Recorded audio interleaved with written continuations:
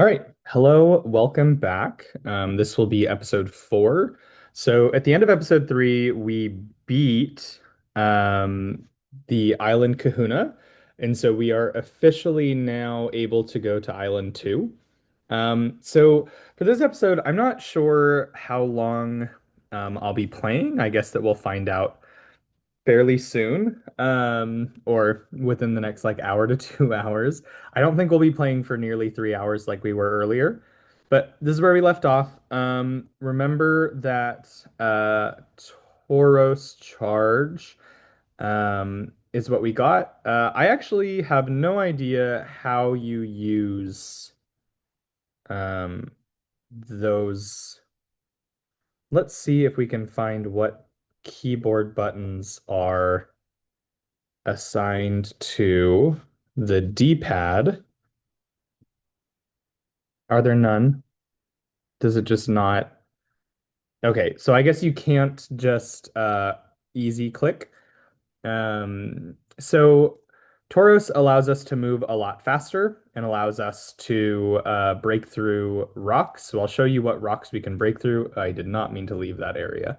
Um, so I'll show you what rocks we can break through using Tauros. So like right here, Tauros breaks that rock. Um, and this allows us to get to different areas and get different stickers that we weren't able to get before, which is great. We love that. This is actually going to let us get, I think I said at the end of last episode, this is going to let us get 2 additional encounters right now for what's it called? For Akala Island, the first island. I believe this is no, hey, I don't remember what this island's name is. But if we go down here to where we got our first or our second encounter, the Wingle, we can cut through, not there.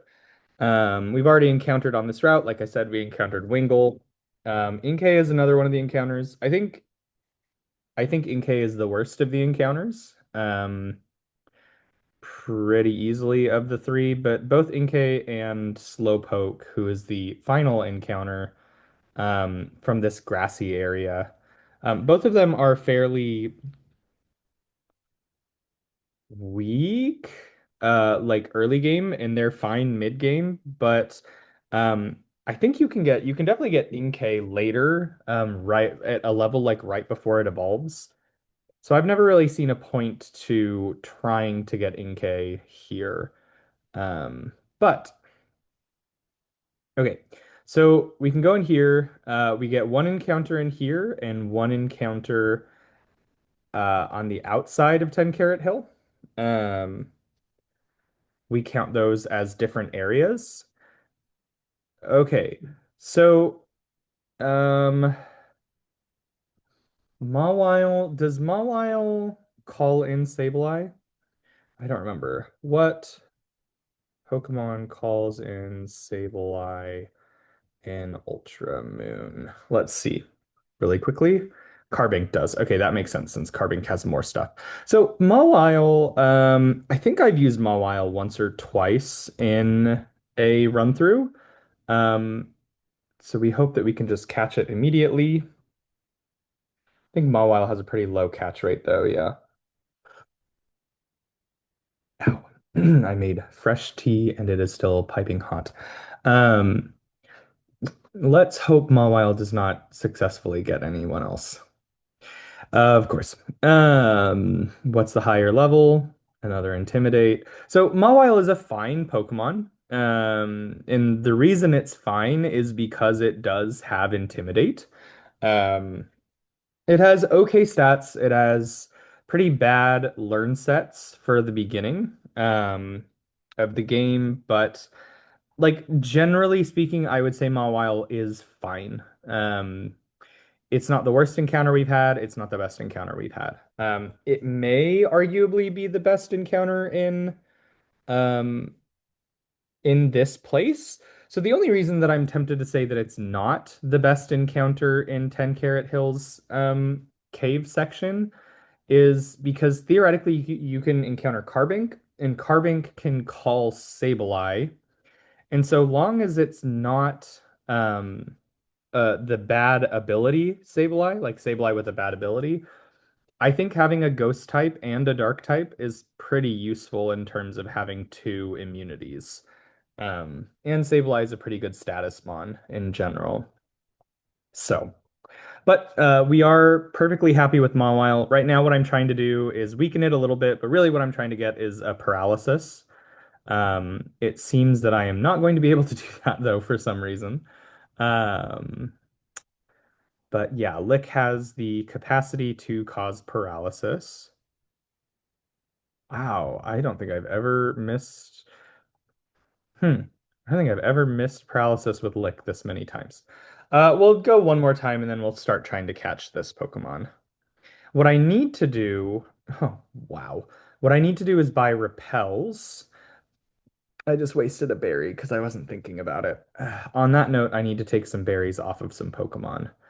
Um, but what I was saying was we need to buy some repels because repels make it so that you can go through areas without encountering wild Pokemon more easily. And they're just nice to have whenever you're going through areas like this because caves have really high encounter rates.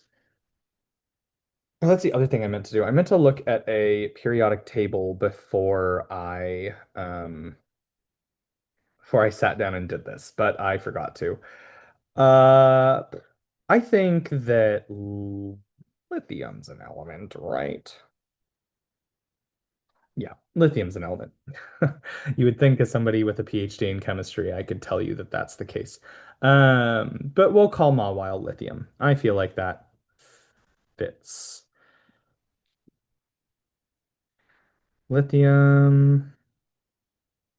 And we want an attack up nature, preferably adamant, I suppose. That's not very good. In fact, that is quite bad, but that's okay. I think Mawile is probably more useful than Boron at this point. Mm, I may be wrong, but we'll put Mawile into the team. And then we're actually going to go get a repel before we do this, or else we're going to just spend a lot of time running into wild Pokemon. And we're going to run into a bunch trying to get back to the Pokemon Center to buy some, but that's all right, not a big deal. Another Wingull. On that note, I actually meant to turn the volume on. I'm not sure when I have headphones in if you can hear the volume. So I actually need to go back to my old videos and check to see if you can, because I do want you to have a bit of the volume just because I think it's helpful to have more sound when I'm not talking. Um, though I do try to talk for the majority of these.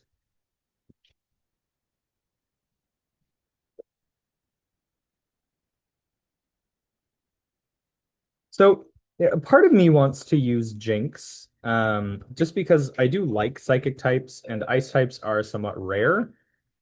My only issue with Jinx is that um, Smoochum has such low defense that I'm scared anytime I use it in any matchup that I'm likely to lose. And I don't know if that's actually true or if I'm just over worrying, but it definitely is a worry of mine. Also, just so that we know, the next level cap is 22. So we have about 5 levels on all of these Pokemon that we can go up. I came here to get repels. I really hope they sell repels. I'm pretty sure they do in this Pokemart, but we'll find out in a second. Yeah, they do. Okay, we'll just get 20 repels. The nice thing about playing a Deathless Nuzlocke or any Nuzlocke is that you don't really use all that much money. There are definitely places to use money a lot in oh, that is not what I meant to do. There definitely is places to use a lot of money in Ultra Sun and Ultra Moon, but at the moment we don't need to save any.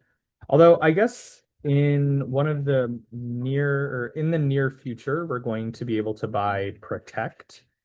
And so that would probably be worth saving for. But I think it's only 10,000 Poké Dollars. Okay. So now we'll go through 10 Carat Hill. We have our encounter in the mine section. Do I have Mawile in front still? I must.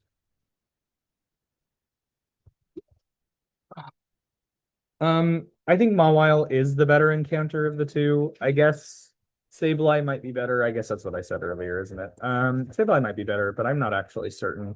Mawile's Intimidate ability is very, very useful, especially for some of the upcoming battles that we're gonna do. So one could argue that it is the more useful Mon. I am really weak to rock types right now. This happens early in the game. You can't really control very well. Like you can't make it so that your whole team is not weak to a certain type. Good Lord, I can definitely run away from this though. Wow, that did a lot of damage. Oh my. We're gonna put Furfuru first. So the way repels work, if you don't know, is that a repel, like will make it so that you encounter no Pokemon, so long as none of the wild Pokemon in the area you're in are at the level of your first Pokemon in your party or above. So Mawile was level 13, and so we could not encounter a Pokemon that was level 12 or lower. However, we could encounter um, a level 13 or 14 as we did with Carbink. So me switching to Furfrou makes it so that this is not what I meant to do. Me uh, switching to Furfrou makes it so that none of the wild Pokemon are of the level that Furfrou is, and therefore we cannot run into wild Pokemon while a repel is active. Okay. Okay, so we are now getting Fly'em Z. So this is going to be really important to beating the Totem Araquanid that is next. Um, the Totem Araquanid is really difficult. With the Fly'em Z, we should have a decent shot at killing it. But we do worry about this. There are a couple totem fights that we're not that like you may hear me talk and go, well, aren't we worried about all the totem fights? And that's not entirely true. There are totem fights that we are quite a bit less concerned about. Um, I would have to think of which ones they are. The Lurantis, we are not currently particularly concerned about because we started with Percy, and we're going to get enough possible encounters to help Percy out that we should be fine. Um, but the next two that we're going to do, so the water type and the fire type, we are particularly concerned about because they're both very difficult fights. Okay, so we want to go get the TM that's up here. We'll go get this first. We're not going to put on a repel because we want our farthest hill, like 10 Carat Hill, farthest hill encounter. Okay, so we want Rockruff. Rockruff is the best possible encounter we can get. Oh wow, that's very rare. Rockruff, if I feel like I never get Rockruff here, even though I want Rockruff. That's really good. Rockruff is a good Pokemon. It's not the best Pokemon in the world, but it is useful and is definitely the one we want out of here. I think the other possible encounters are like um Roggenrola, I think, which is the rock type from Gen 5, who is fine, but we're not going to do trade evolutions in this, so we can't get the evolution of Boldor. Gigalith, I think is what it's called. So we can't get that. So it's not particularly great. And then the other encounter I think is Machop. And Machop, for the same reason, is just okay. We're not going to be able to trade it. Let's do this. Periodic table. Let's just take a look. This can be. How about Rubidium?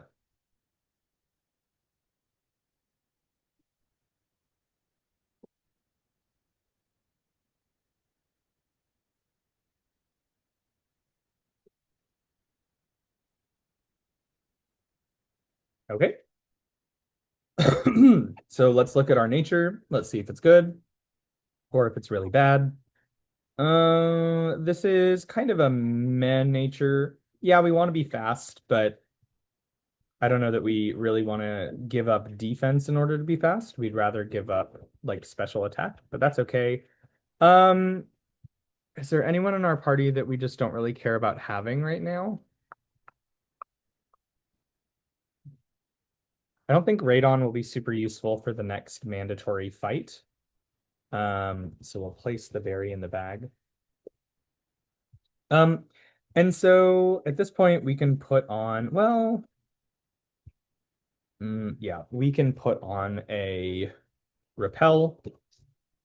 Um, we are at some point going to have to grind a little bit and train up our Pokemon, but I don't think we have to do that at the moment. So Smackdown is a rock type move. It is useful enough that we'll put it on Rockruff. Um, let's see. Let's actually do that now so that I don't forget and so that we have a rock type move. Oh, Mawile can learn Brick Break. Brick Break is a strong enough in terms of base power move that I do want it on my team if I can. Um, uh, Smackdown. Oh, Rockruff cannot learn that at the moment. That's surprising. Okay. Anyways, good to know. Good to know. See, you can see how little I get Rockruff as an encounter that I did not know that it cannot learn Smackdown. The TM you get right after it. So, there you go. Um,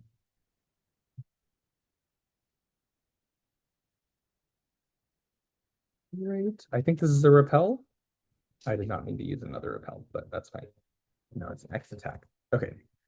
Um, so now I think at this point there are no other encounters we can get in on Island 1 for the moment. So I think we'll just go to Island 2. I don't see a reason not to go to Island 2 at this point.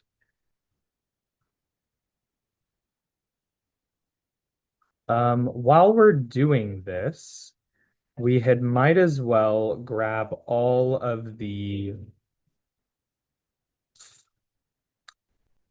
Should we grab all the stickers we missed? No, no. We'll do stickers way later. We'll grab the ones that are like on our way to where we need to go. So like sure we can save. So like we'll do this sticker.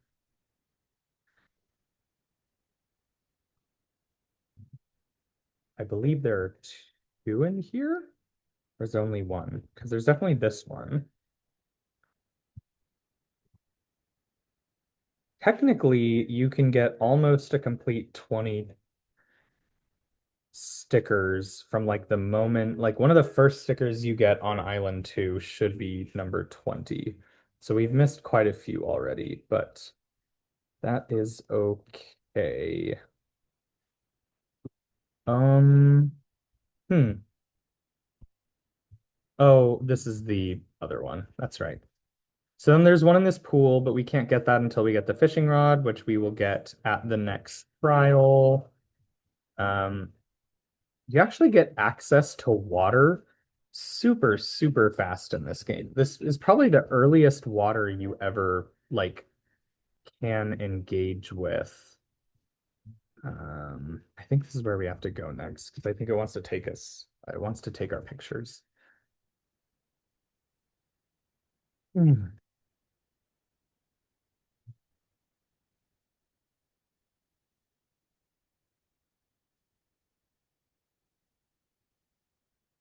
It's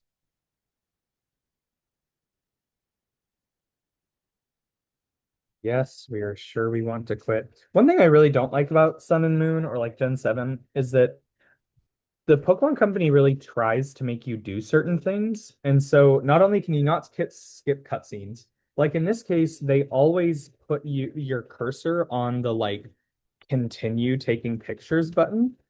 And so you can't just like quickly run through and grind through the picture taking, like getting out of picture taking. You can't just hit B because B will eventually make it so that you still take pictures. Um, and it's really annoying.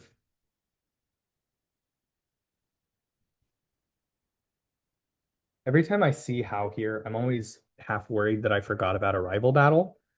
Not that it would matter. We're gonna fight him really early on in or not really early on, but pretty early in Island 2. Um, which we're not super worried about. That is one of the battles that like I have died to before. How's team just gets progressively more complicated each time you fight him. I think How is a really, really good rival for Nuzlocks, um, for Deathless Nuzlocke, in that at first he's no challenge, but eventually, especially Island 3, How is really difficult. You genuinely have to plan for it, the team, because his team is so well designed that every counter to one of his Pokemon, he has a counter for your counter. So it is quite complicated, and not super easy. Unlike, and so I say this, and maybe you'll hear this and be like, well, that's just standard, but it's actually not for Pokemon games. I would eventually I'll do like X and Y and Fire Red and Leaf Green as Deathless Nuzlocke. And what you'll find when I do, um, is that Ultra Sun and Ultra Moon are just such well designed and balanced games in terms of the difficulty, that there's so much that you have to prepare for in a way that almost no other Pokemon game does, and especially the easier Pokemon games kind of let you get away without planning. You can just kind of do whatever the hell you want. I think Fire Red and Leaf Green are the best examples of this. And I even think that Gold and Silver are kind of equally true. I don't think they're hard. They're just their leveling system sucks. Um, but they definitely give you enough encounters to make the game doable. Anyways, for this game is quite difficult. And kind of the idealized version of a Nuzlocke. Because there are so many possible encounters you can get on any given route that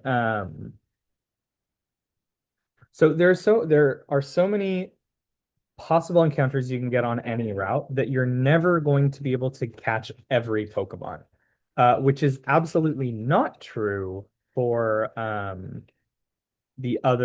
for most of the other generations. So in Gen 2, you will be able to get pretty much any Pokemon that's in the wild, because of how many encounters you get. This is mostly true for Gen 1 as well. So like if I don't get an Oddish on this route, don't worry, I will eventually be able to get an Oddish. This isn't true for all the Pokemon, so like I don't really think pre-game you're going to be able to get a Kadabra if you miss early game Abra. But those are like exceptions to the rule and not very representative. Okay. So this is Professor Oak, or the brother of the famous Professor Oak, Samson Oak.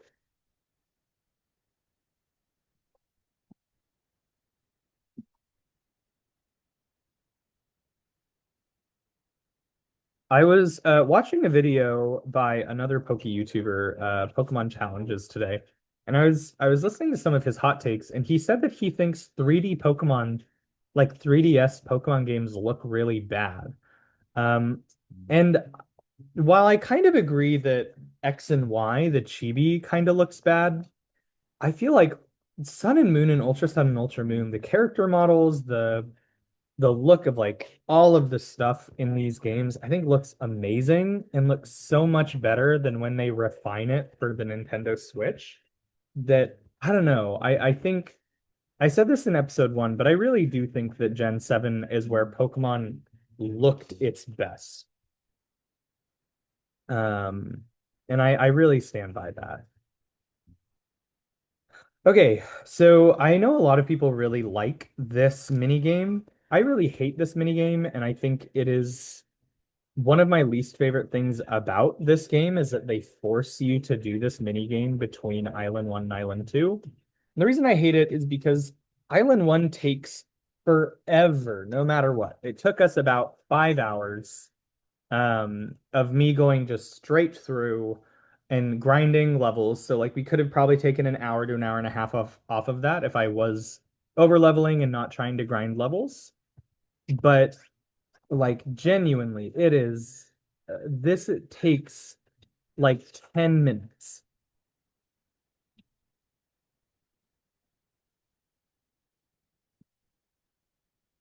because they teach you to do every specific thing in this game or in this mini game, and then they ask you to spend like 5 minutes.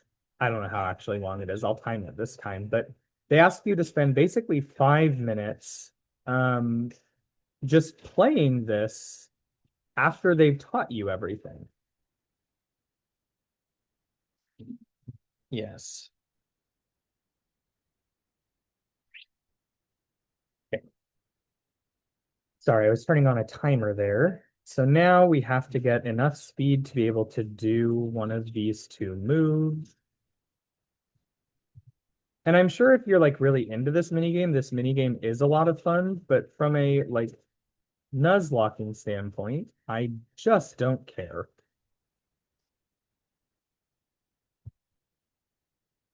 Is this it? No, they want us to learn landing now.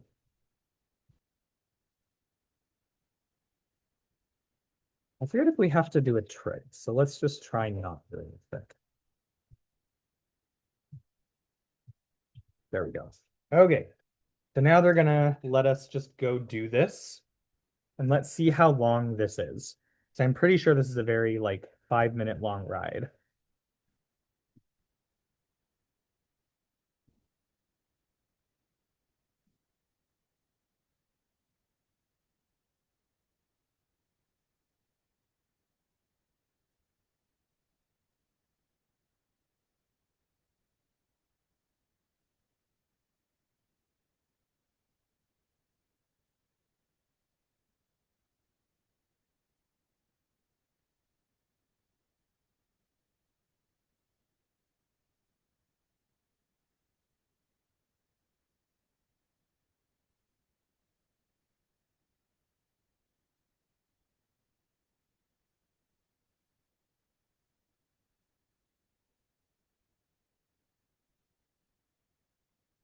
I did not mean to be extra rolling.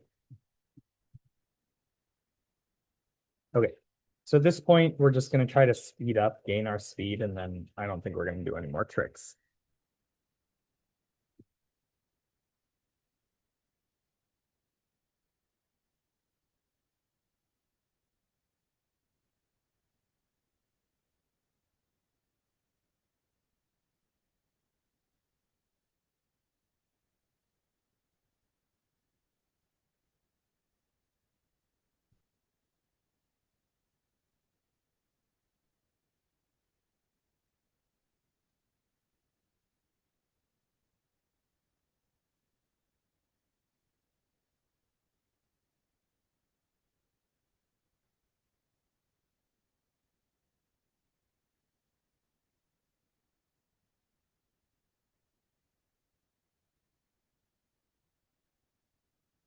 Okay, hilariously, I said this was 5 minutes. This is actually only 2 minutes.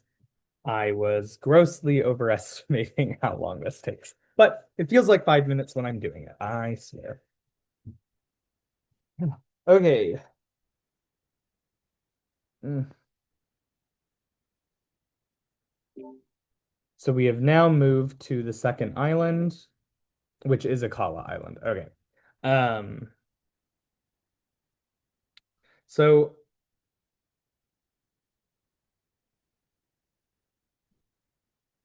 Kala Island is also pretty easy to mess up on, but we're definitely past the like early game really, really difficult hurdles. And so now we kind of just need basically Akala Island is mostly just the totem Pokemon. If you can get through the totem Pokemon and you can get like that's it. The extra fights that you do on top of the totem Pokemon are not exceptionally difficult. I think that the rock type um, Kahuna of Akala Island is not easy. But I think that you get enough encounters by that point where if you get to her, she's doable. Like, she is easier than the Kahuna of Island One, or at least that's the way I feel about it. So, um, we have to go do another cutscene, unfortunately, but this is not a super long cutscene.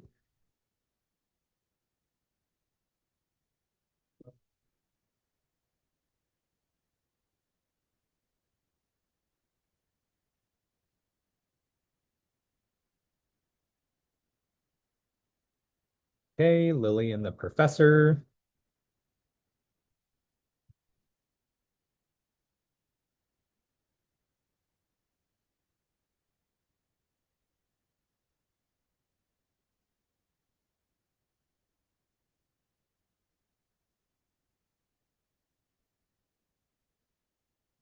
Okay, so this is the so she is the rock type kahuna of the island, Olivia, and Mallow, is the trial captain for the green, for the last trial of this island. Eventually, we do have to fight most or many of the trial captains, but that is only if we get very, very far into this game. So we're not going to worry about fighting the trial captains right now. Um, I don't I don't think we in Ultramoon ever fight Mallow anyways. But okay. Olivia is fun and nice. We're about to have to do one of the mandatory battles of this island. Um, where I believe we fight the ice type trainer in this game. I believe she has a Smoochum and a Glaceon. Because we started with Percy, we don't really worry about that battle. Percy can kind of sweep it pretty easily. And on that note, we will move Percy to the front and we'll make sure to heal him before taking the battle. Let's go get this sticker just because we're here and we might as well.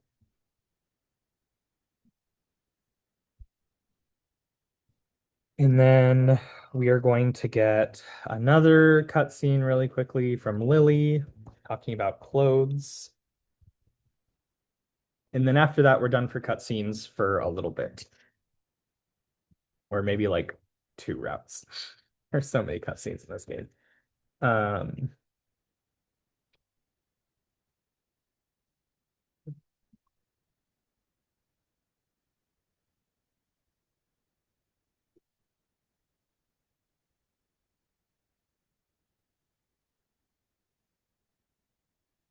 Cosmog is very cute. I don't like that it has like a butt there. I don't know why it needed another opening at its back of its cloud. Seems like kind of an odd design choice. I actually at some point want to go through all the Gen 7 Pokemon, because another one of the things that Pokemon Challenges said in his video that I was watching, was that he thought that Gen 7 Pokemon were not designed super well. And I'd love to just go back through them and see like what I actually think of the designs. Because I always remember the designs pretty fondly, but I guess I could see that they are somewhat basic. Like take like Oranguru and Passimian. They're both kind of just monkeys with like a little bit of flair, and maybe that's what he means. But I guess my argument would be like, I know a lot of people like Gen 5 Pokemon, and to me, Gen 5 Pokemon aren't any more interestingly designed than like Gen 7. So I don't know. I don't know what I think quite yet, but I'll go back through at some point and take a look. Okay, we healed our Pokemon, right? Okay. Just to make sure that we get through this, we are going to move the citrus berry from here to here. And then we're gonna use this and kind of grind our Pokemon with this battle, hopefully a little bit. Um, I'm not prepping for this battle at all. Let's hope I don't get punished for that and have to completely restart. That would really suck. But I don't think we'll have to. The first time that I played this game, I didn't even remember that Dexio and Cinna are in Gen 6. So I was every time you meet them, like part of me was like, well, I feel like the way that they're getting introduced in this game, I'm supposed to know who they are, but I have no idea who they are. But now we know. Okay, yeah. So Smoochum and Glaceon, I don't think we're worried, but hopefully I'm not wrong. Um, Fire Fang. Yeah. Smoochum is the easier of the two anyways. Glaceon is who we would be concerned with, but I'm pretty sure Glaceon is not a big threat.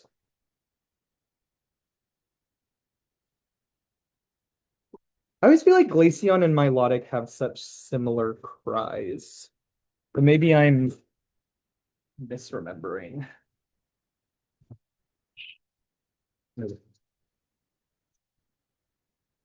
So we didn't one-shot Glaceon. We have a Speed Ball. That's all right because we'll kill it this time. I guess I probably could have used Ember and made sure that I didn't miss, but only a 5% chance to miss. Fire Fang, so, never punished.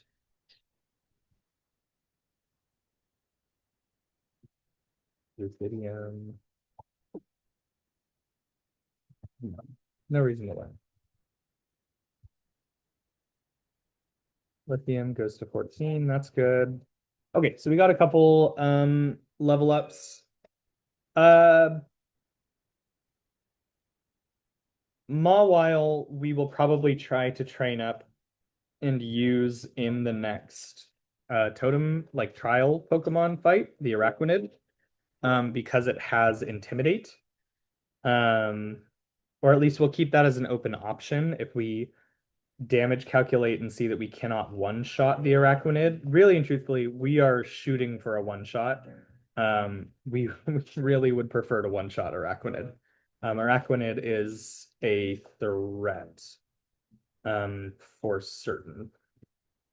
I'm just gonna do these totem stickers really quickly because they are really annoying to have to come back and get later. Some of the other ones that make sense because you do like automatically go back that way. Um, but this place you do not have a reason to come back to really. I thought there was one on one of the tables here. Maybe I'm thinking of, oh yeah. Okay, I was gonna say. And then there's one upstairs. And we'll do that one really quickly.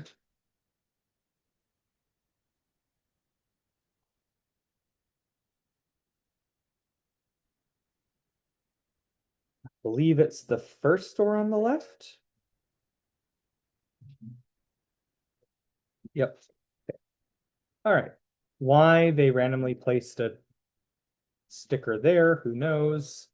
But I mean, not like Game Freak, but why, like in universe, they would have done that. Who knows?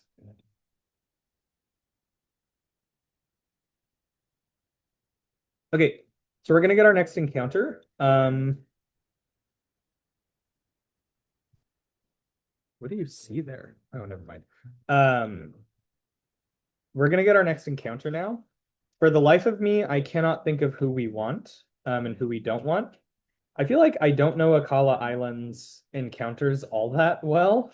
I think ideally we get Lillipup here so that we cannot get Lillipup later. But I could be misremembering if we can get Lillipup later. So, okay. We can get Mudbray later on in this island. Mudbray is an amazing counter. It's or an amazing Pokemon, especially if it has stamina. Mudbray with stamina is one of the best encounters you can get in this game. Unfortunately, there are only a couple places to get Mudbray. Mud Spray, and he's never guaranteed. And I don't think you can repel strat for him either. So basically, we want to ideally here encounter Lillipup or Mareep because those are the other two possible encounters on the route with Mudspray. Whether or not we can here, I'm pretty sure you can find Lillipup here, but whether or not we can find the other Mareep, I don't really remember. I know that we can find Igglybuff here, and we don't really want to find Igglybuff. Okay, so that is not an encounter because we have already caught a Grubbin in the past.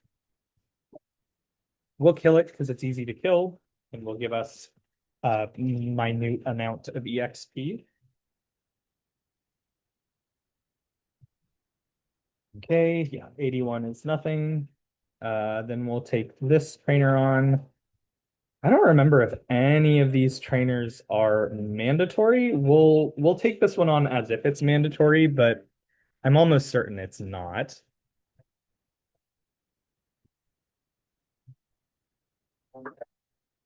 Fomantis. Okay, we can kill a Fomantis. Unfortunately, I don't think any of the grass types in Gen 7 are particularly useful. Decidueye is the worst of its group, which really sucks because Decidueye is one of my favorite starter designs ever. Um, but so like Fomantis and Lurantis are not super useful. The Queen, the like Nicki Minaj looking Pokemon is not super useful. Not horrendous, but not good. Um, and I feel like that's true in a lot of generations of their grass types, unfortunately.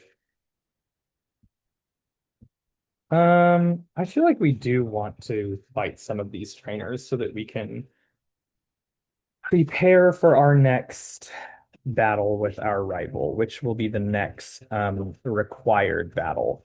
And that's, like I said before, you can easily lose. Oh, look at that, Cantonian Rattata. You can easily lose that battle. I think when you start with Percy, with Torracat, or with Litten, it's much harder to lose that battle because I think he doesn't have any inherent counters to your starter at this point. Once your rival evolves his EV into a Vaporeon, though, Vaporeon is a very good counter to your Pokemon. So it does become quite a bit more difficult at that point, but not really at this point.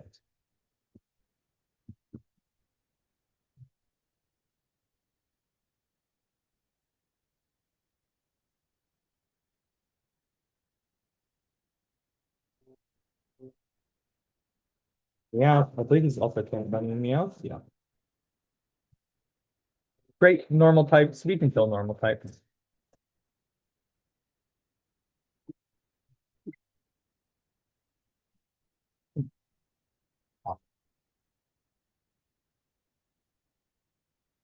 Just delaying the inevitable. Okay, Meowth is down.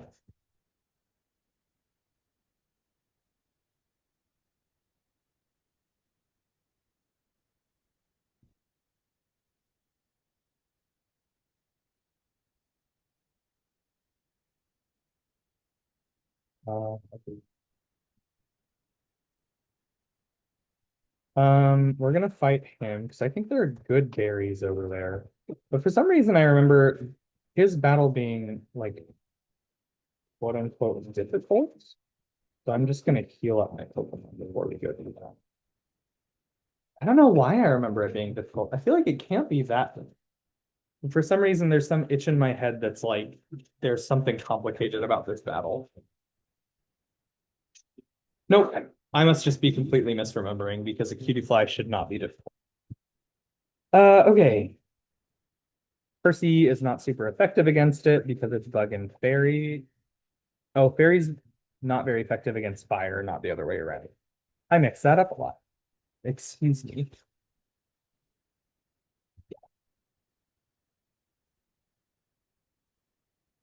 Okay, good level ups.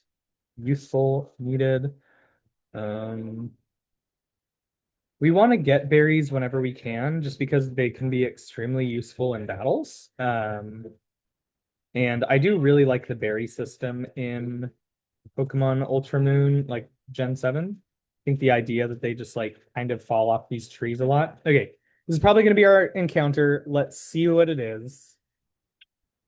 Great. Okay, we want that so that we cannot get, so that makes it a 50-50 shot for either Mareep or Mudspray later, which is excellent. And that's exactly what we want. We'll use a nest ball. This should be pretty easy to catch. Hopefully we don't have to pre-damage.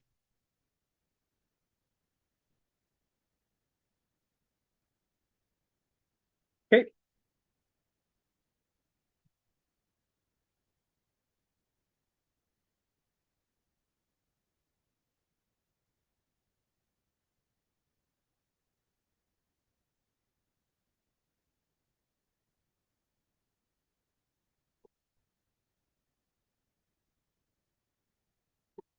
Blah, blah, blah, blah, blah. Cadmium.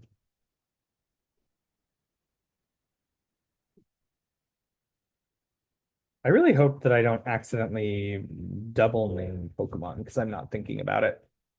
I guess we'll look at what the nature is. I'm not super inclined. Yeah. Hmm.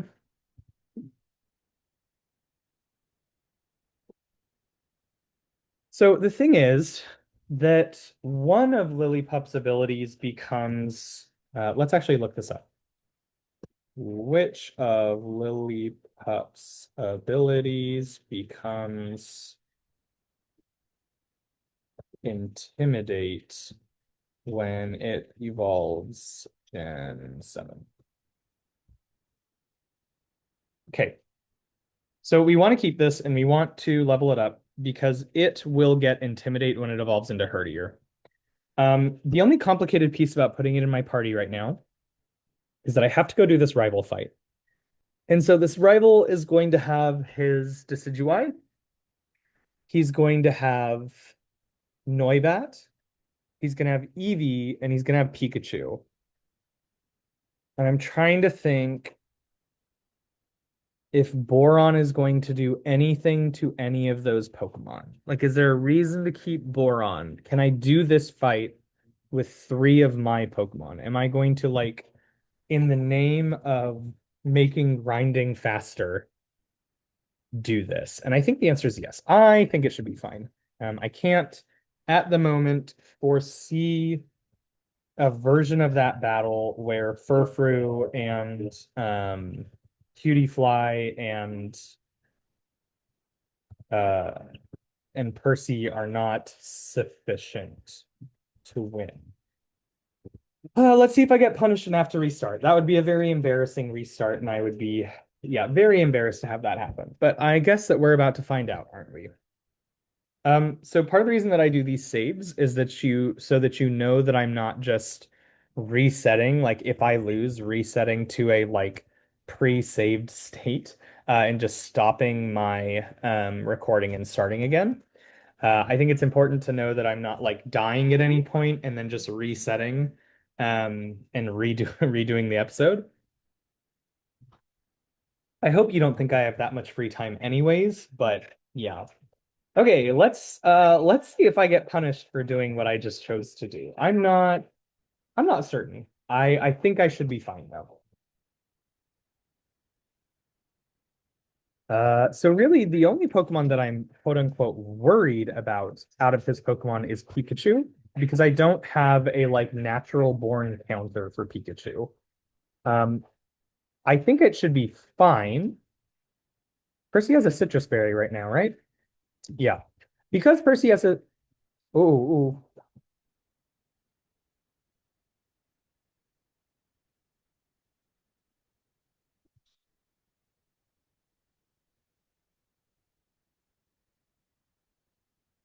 that was a 5% chance to miss, by the way, just so that we're clear on if I die, what the odds of that are. Wow. Okay. Um, I suppose I'm getting punished. Phenomenal. Phenomenal. That is great. This is exactly what I wanted out of out of this battle. Yeah.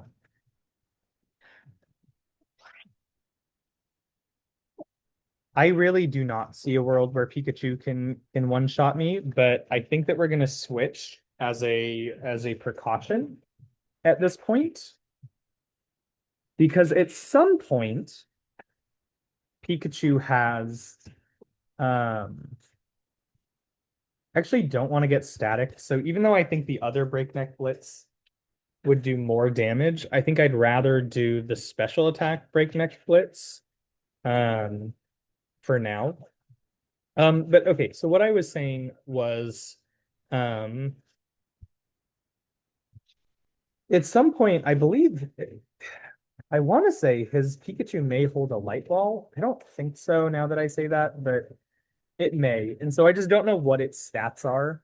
And so on the offhand chance that it is and it has some attack that's going to do more damage than I'm prepared to take, we're just going to switch to Furfrou just to make sense, just to make sure. Let's make sure that our level cap is what I said it is. Ooh, I'm wrong. I said 22. That's for, so our level cap is actually level 20, which makes a big difference because Percy just got there. I'm glad I looked before I went and, cheated. Okay, that makes grinding a lot more manageable. Um, this should be fine. I think Noibat is more specially defensive, so we'll kill it more easily with physical attacks.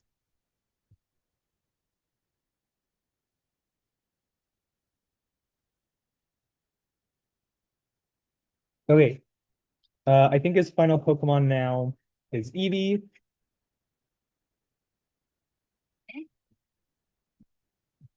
I think this means that you can get Eevee in the last area, but I don't think I've ever gotten Eevee in the last area. So I don't know what that's about.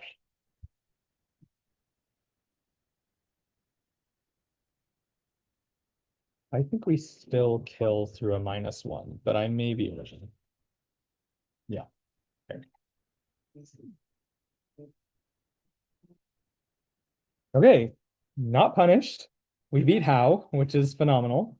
Um, there is another mandatory just random trainer on the next so there are a few more mandatory trainers before the trial. And they aren't simple. Like none of them are free, especially since Percy is now at the level cap. I wish that I had thought about the fact that the level cap was 20 before now.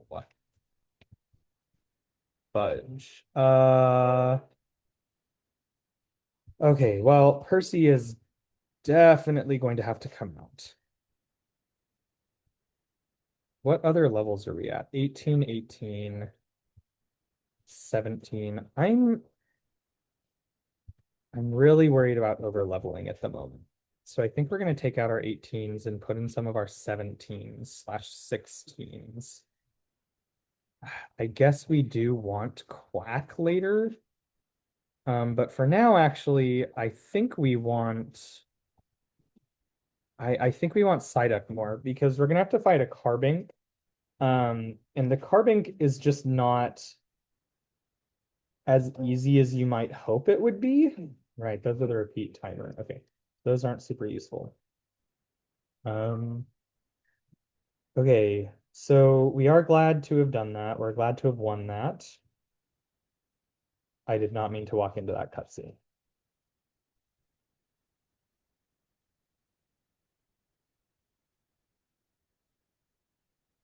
Do I have to fight these? If I do, they're definitely not mandatory. But I don't think I do. Okay, unfortunately, I'm going to be mean and leave that Lillipup or leave that Vulpix to be um threatened. Okay, so I hit 20.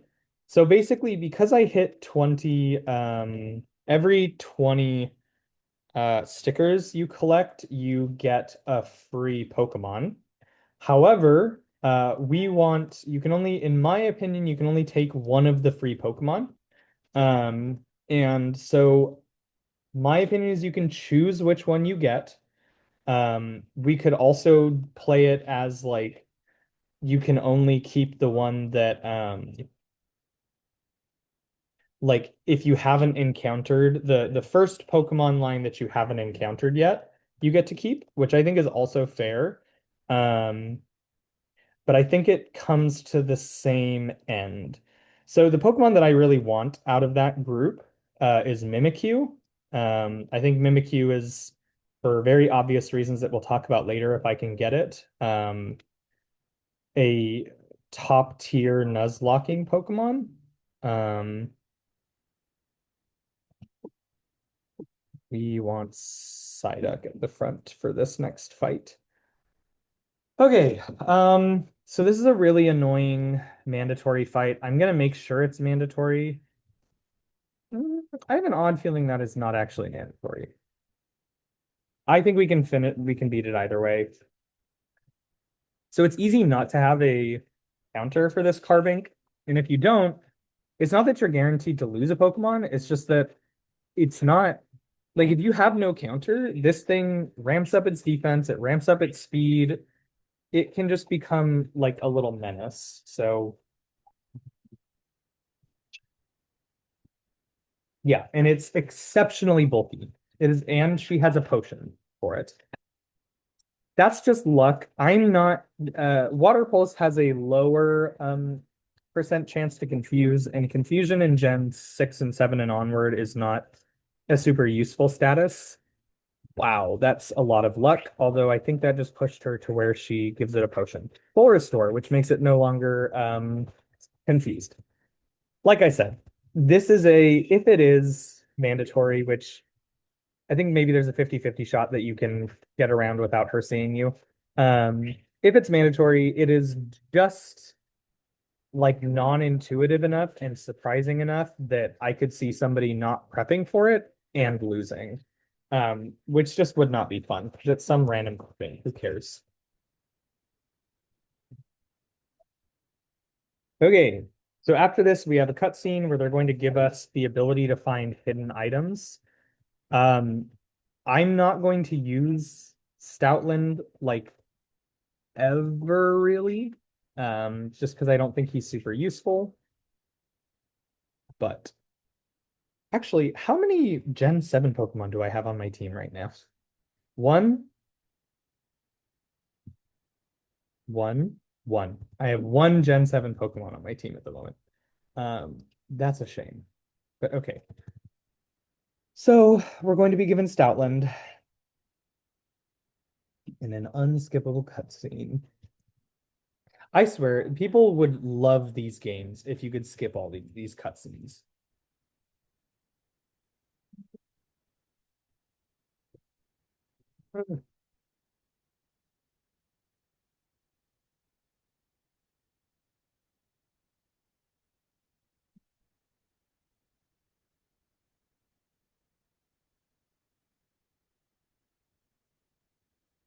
Oh, my cat just woke up.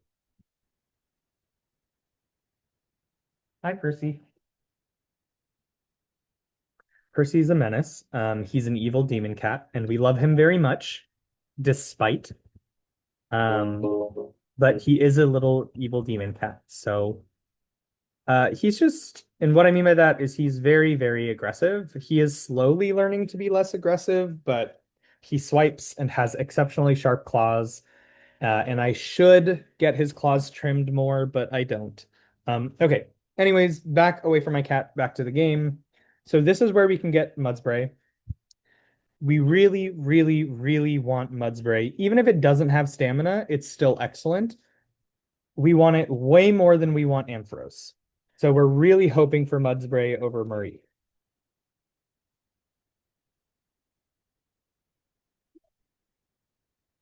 I did not even know you could. So Tauros, let me put it this way. Tauros is so rare on this route that I wasn't aware you can get a Tauros on this route.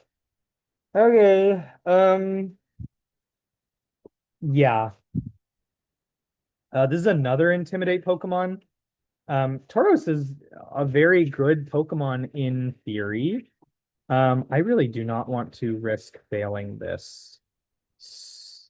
So we are going to do this. Wow, this sucks. Can you get Mudspray later? I can't remember. How many rounds can you encounter Mudspray on in Gen 7?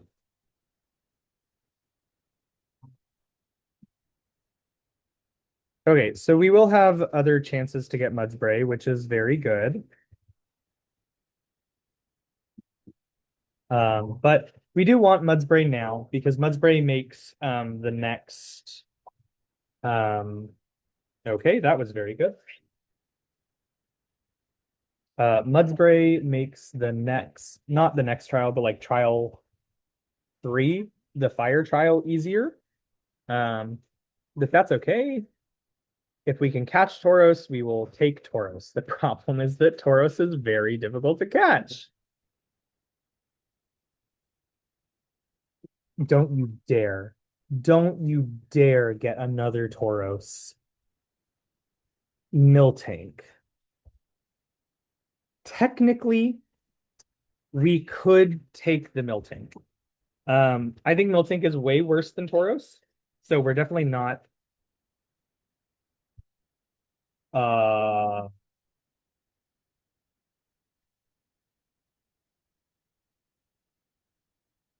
uh mm, right, right, right. That makes everything a lot more complicated. Right. Bide.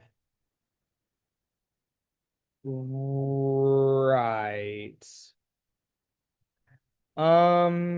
What are we gonna do about Bide?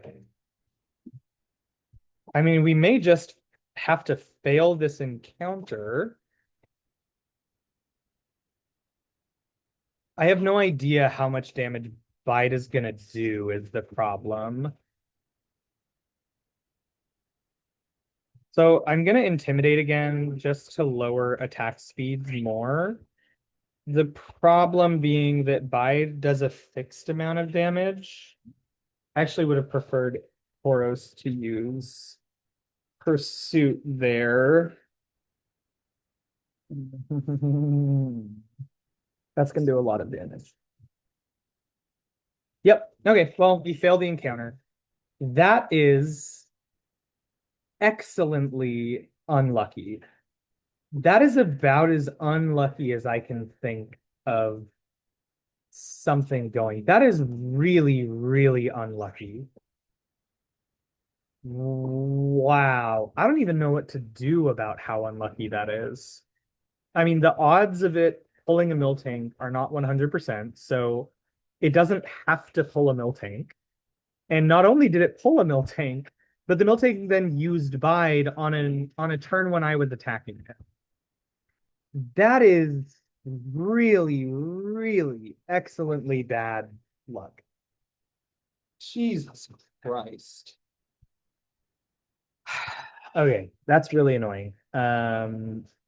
It's so annoying that I may just kill this Tauros and then run away because wow, that that's stupid. Like that is absurd. That's really dumb. Um, okay, sure, sure. There's nothing I can do on that.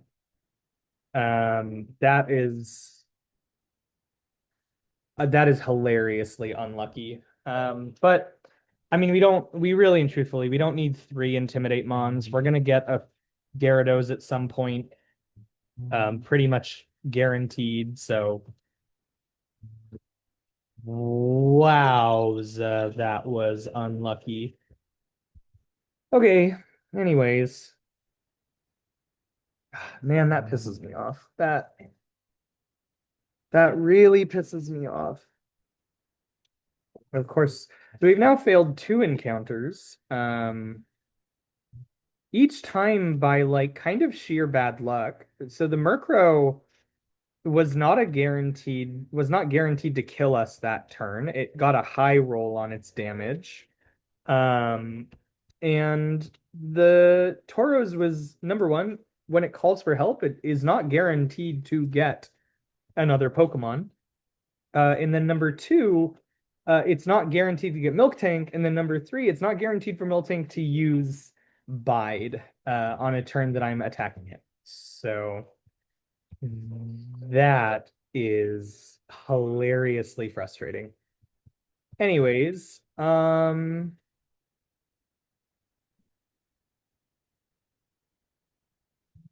next mandatory encounter. Sorry, I'm a little frustrated. The next mandatory encounter is going to be against the type null trainer.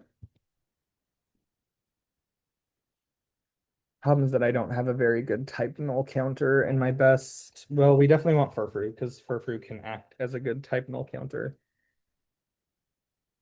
I think we take Rockruff out because we kind of need a full team ready to take on type null. Type null in and of itself is like, actually, I think it is considered a legendary Pokemon. It has very, very excellent stats for this point in the game.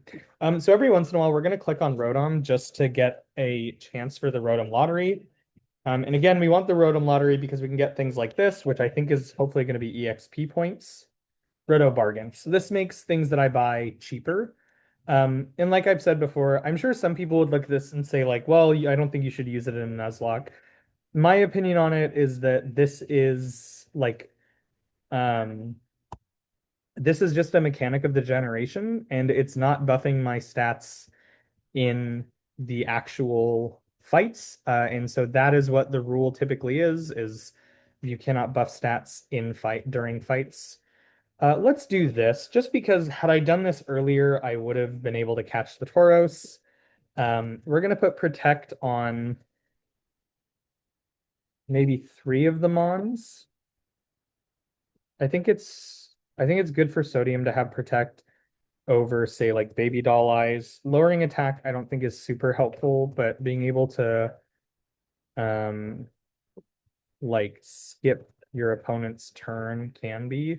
Then we're definitely putting it on basically any Pokemon that is an Intimidator, we want the ability to protect with. So having two Intimidators is really good because you can kind of intimidate switch. Oh, Percy wants to come over. Hi, Percy. You can kind of intimidate switch. And so having, that's not what I meant to do. Having both Herdier and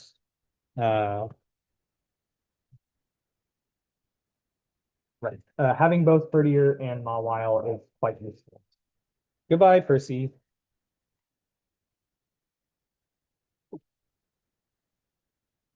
I think we'll put on a repel because at this point, we don't care about encountering Pokemon over here. And we don't want to accidentally run into a trainer right now because we want to guarantee the levels. So we have two more. Do we? I think we have two more mandatory battles before the totem. Um, Neither of which are quote unquote easy. So we can skip him. We can skip these trainers over here, and we can go straight to Route 5. Oh, are they mandatory? Um, these Pokemon have two levels that they can raise. I think it's fine if they have to battle. Okay, they're not mandatory. We will just so that we are closer to Gladian's level. Because I think Gladian has 19. I could be wrong though.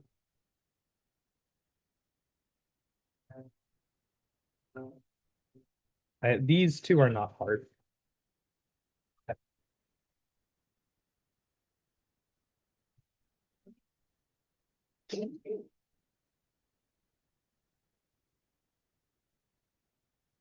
Silverwind and Headbutt. We'll just try to take down.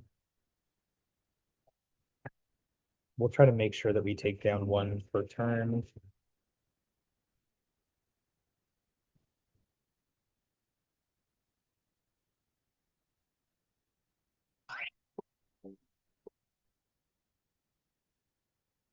Okay, so Gladion, I believe is what his name is. I could be wrong, but I don't think I am. I believe he is the next mandatory trainer, and he, I believe, starts with his Zorua out, which is going to have illusion, and it's going to illusion into his Zubat. And so we're going to leave Cutie out, because Cutie should be our good counter to Zorua. And then we're going to go to Radon, because Radon should counter his. Let's go check if his Gladion battles Ultra.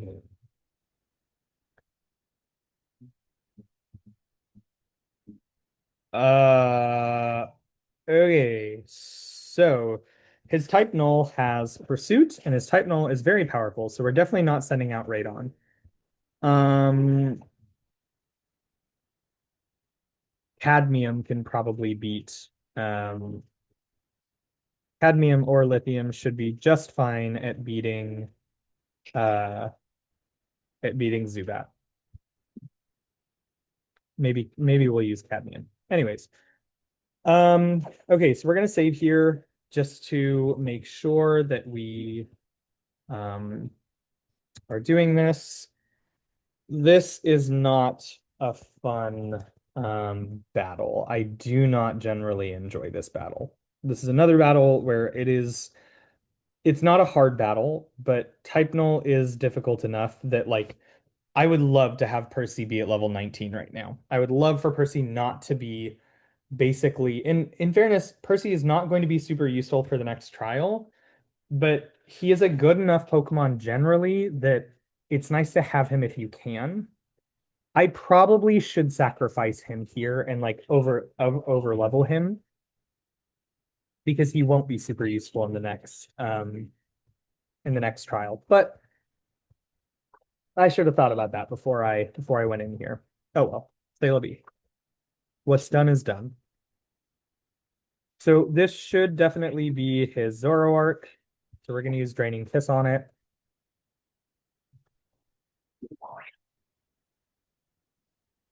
I was hoping we would one or Zorua. I was hoping we would one-shot it, but it shouldn't matter too much because Zorua doesn't have great attack anyways. So Gladion is one of the reasons why having a fighting type is always very nice. So this is another place that Hawlucha like sweeps this battle. Another reason why Hawlucha is such a good Pokemon. Um, sure, we can teach her Sing. The issue is that I just don't think it's safe to use her because her defense is so low. Um, we can do Cadmium. Cadmium should be fine. I just think after Cadmium takes this kill, we're not going to use him anymore in this fight. So I would just use Takedown. Even that's doing more damage than I want it to. Zubat's going to be faster. Right. Okay, so here's what we're going to do. We're going to bite. And then I think we're going to end this. Does Lithium have anything? No. We're going to end this with Sodium.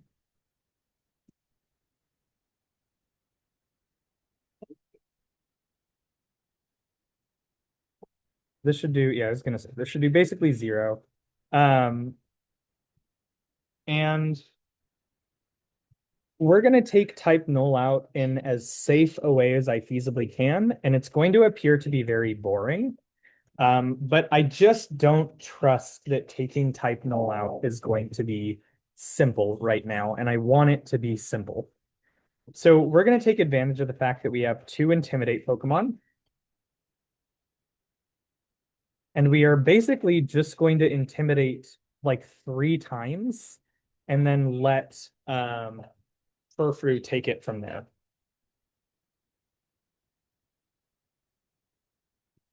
This is probably a little risky to do with cadmium, but at -2, so long as Pursuit does not crit, when he uses it, we should be more than fine.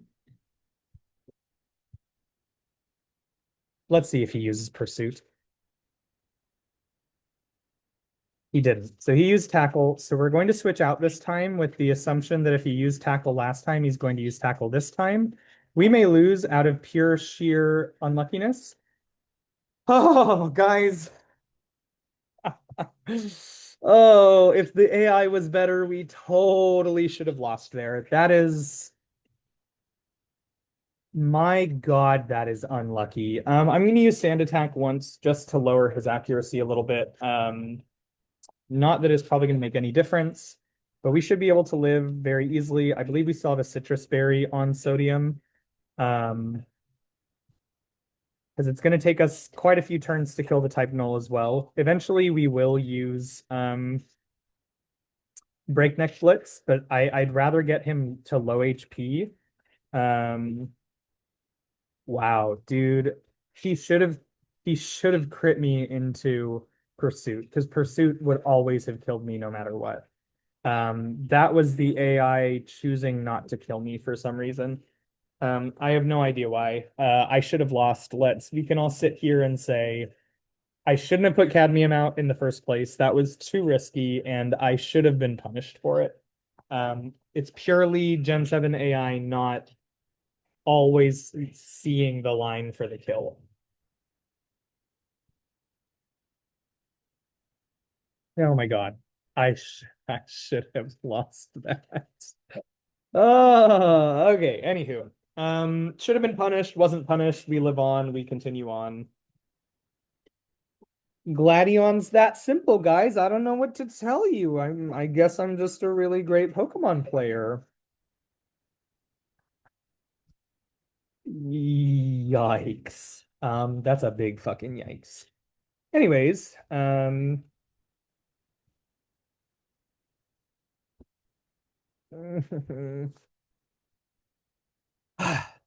all right. The next battle, I need to figure out. I actually don't think that the other two. So there's another double battle up here that I used to believe was like up until right now, I would have told you it was mandatory, but I think you can go down and around and it's not actually mandatory.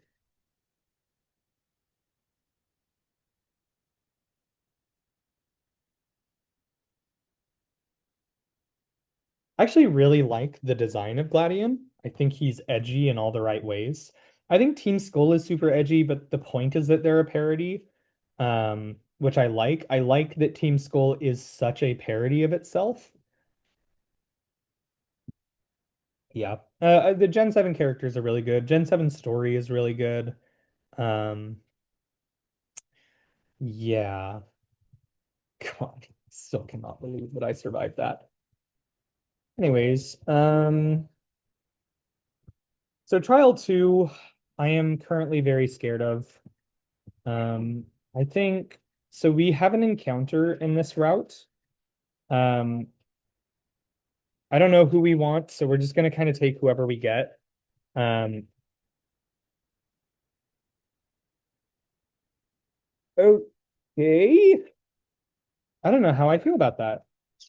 I don't know how I should feel about that either. This is another Pokemon that I genuinely did not know you could get in this area. There are so many rare encounters that like you will almost never find. That's not true. I've definitely found Butterfree here before, so that's a lie. Tauros, I have genuinely never found. as my encounter in that area before.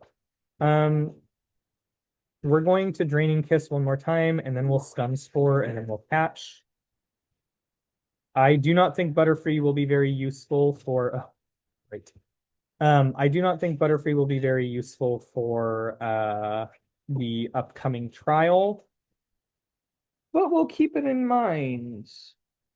I'm trying to think of what other encounters we could get before the trial that could make a huge difference. Because there definitely are some. I just don't know. I feel like there must be some, but I can't think of what they would be at the moment. Okay, all right. So we caught the Butterfree. I don't think we can use it. Let's go take a look at our nifty little. Um, I don't know. Yeah, that one looks pretty good. How about Holium? I feel like we're dropping frames. Butterfree can be Holium. Didn't even know that was an element.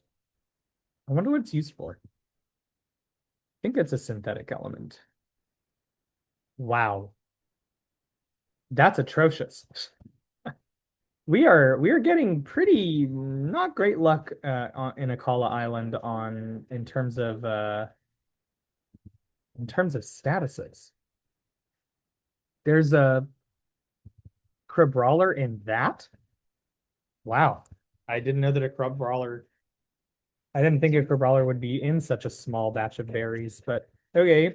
I actually would have liked have a Crabrawler encounter, although it doesn't evolve until super, super late. Cool.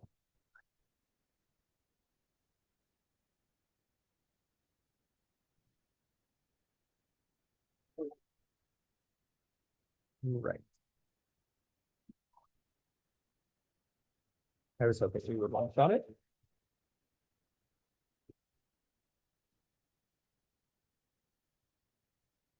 Cadmium to level 18.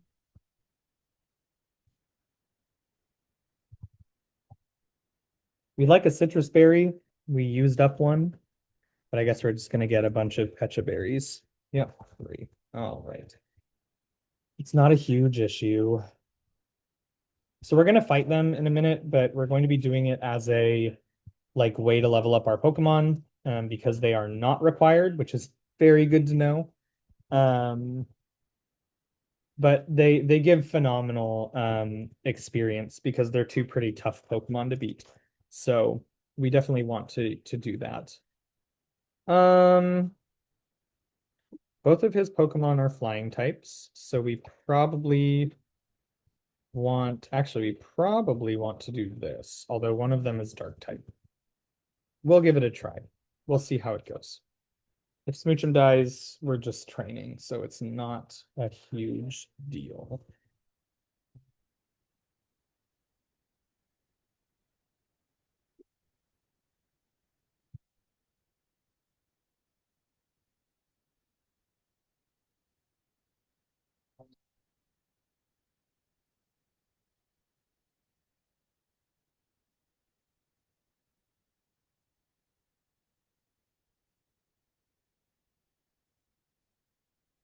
Yeah, we are definitely dropping frames right now, so I apologize for that. Um, I really want to take out the Volibee and give the Smoochum the greatest opportunity to survive and get a EXP from this. Ah. Oh, let's see how this goes.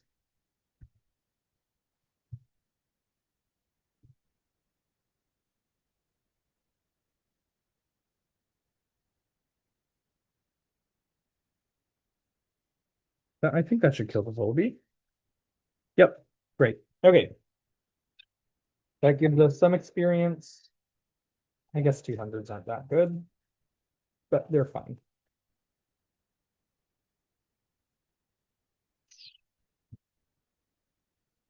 Yeah, like look at how low this Pokemon's defenses. I mean, good Lord. It's lucky that it had such a high freaking HP stat.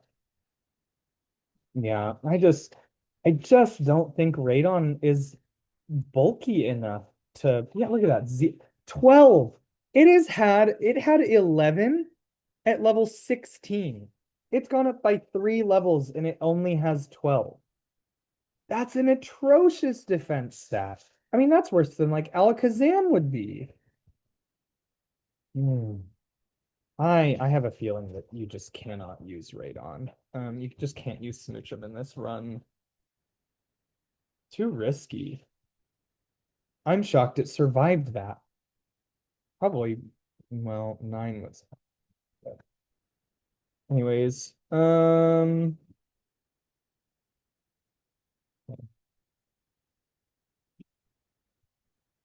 Gladion, he's crazy. Yeah, he is. Okay, so what we're about to do is very useful. So basically, we're going to be given the ability to go into the water, and we're going to be given a fishing rod. So we're not actually starting the trial. Um, so we get Lapras to ride on, and then we're also giving a fishing rod. And so this it opens up, I think, 3 or 4 different encounters that we can get. And we are very happy to go get them uh before doing this trial.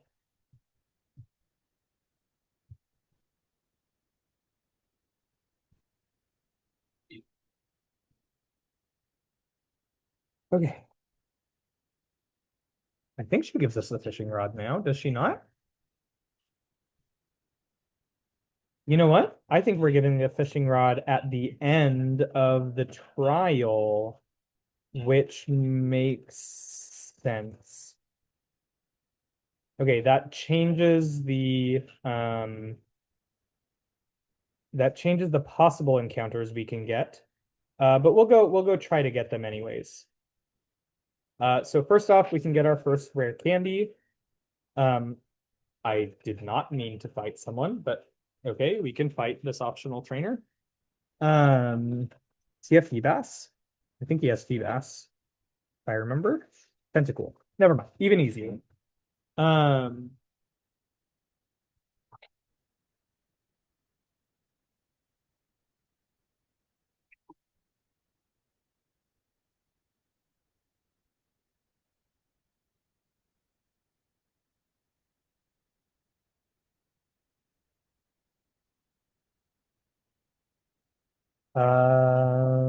I think it's a 30 or like a 25% chance to hit yourself. So in theory, you shouldn't do it too often in Gen 7.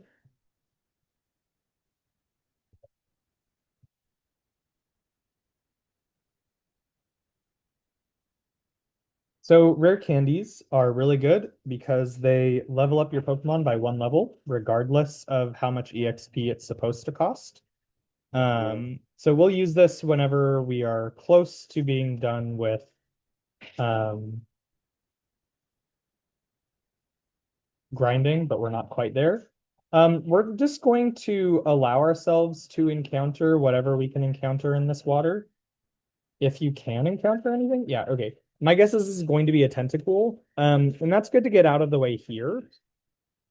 Poliwag. That's bad. But it's fine.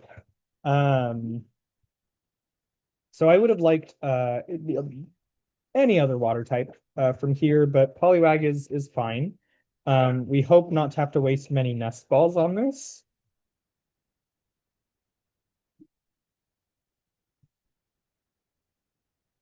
Okay, great. Um,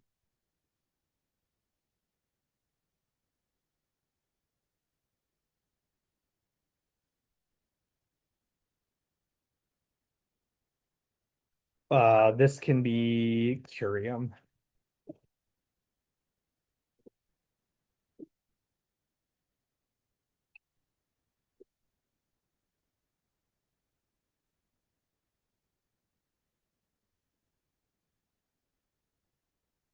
We'll look at Kyrian summary.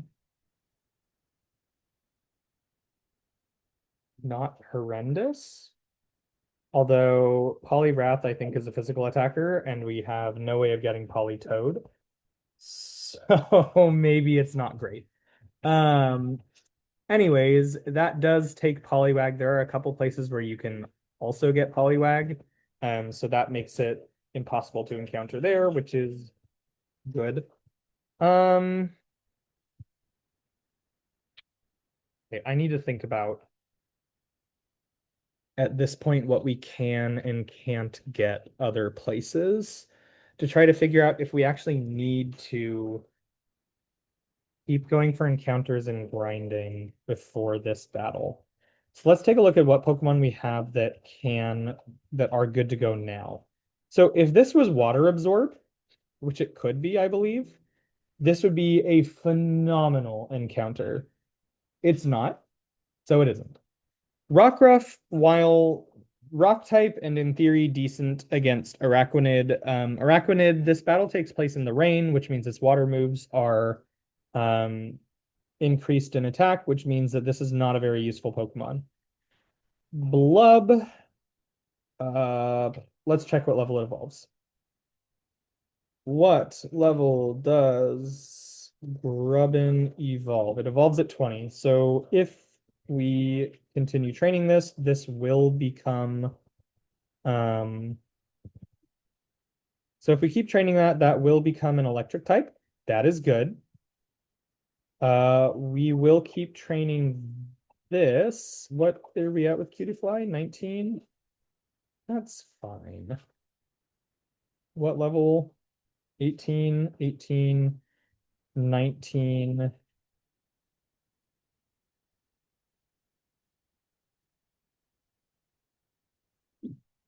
Okay.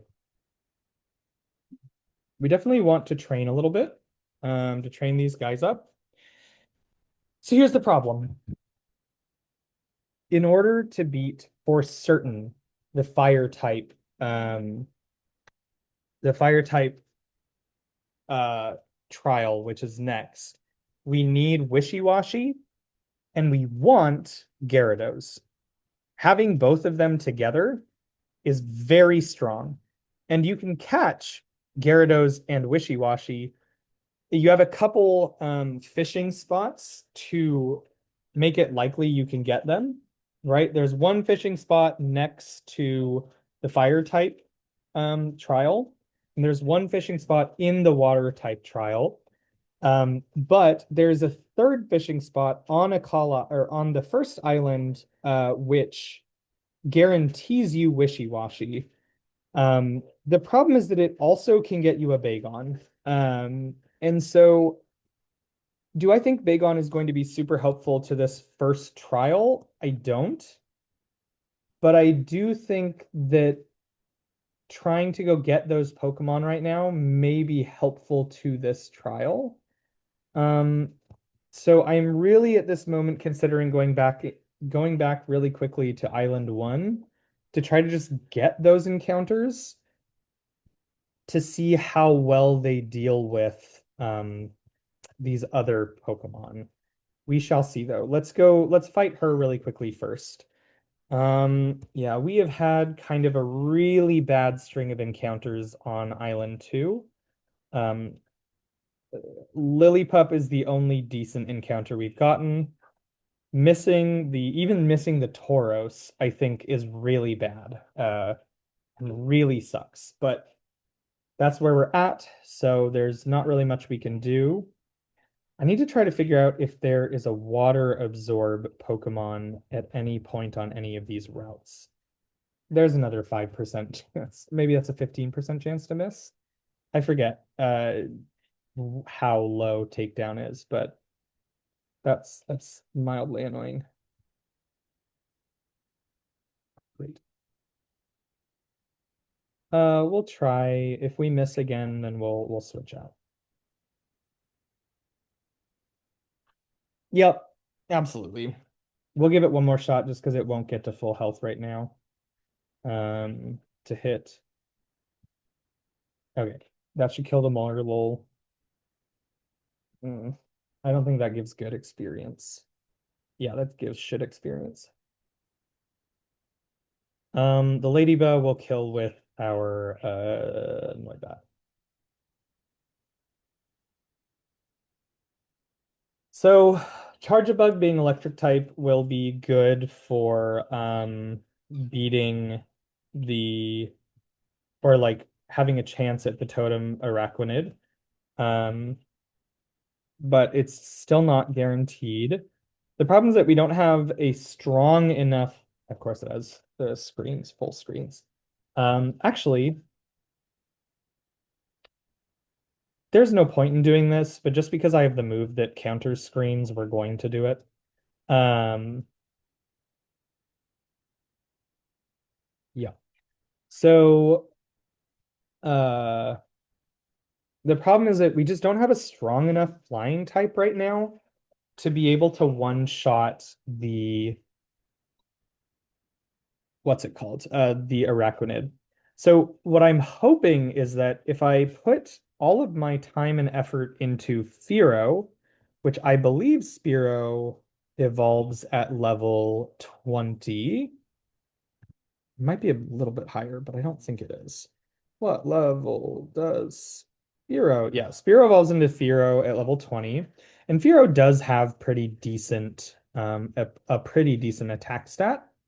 So my thought is if we go try to get Fearow and we can give Fearow the Z move, which makes its attacks stronger, which makes its first attack very strong, then I think the hope is going to be that with that, along with our other Pokemon, we should be able to beat the Totem Araquanid. I'm not certain that we'll be able to, but I think there's a decent shot. I've never tried Fearow as the main Pokemon to fight the Araquanid. In theory, I think it should work. I just don't know how good Fear's attack stat actually is. I don't know why everyone on this route has a luxury ball, but it's kind of weird. Hmm. Um, and we can try doing bite.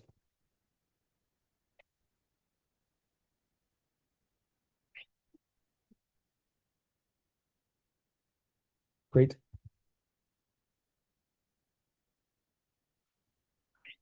I think Sableye is such a cute Pokemon. I know that there are a lot of people who don't like it, but I think it's so adorable. Looks like a little gremlin. Love it. And it's obviously going to use Detect again. Oh no. Oh, that's lucky. Flinch? No? Okay. I don't really care. You're not going to be able to do enough damage to kill me.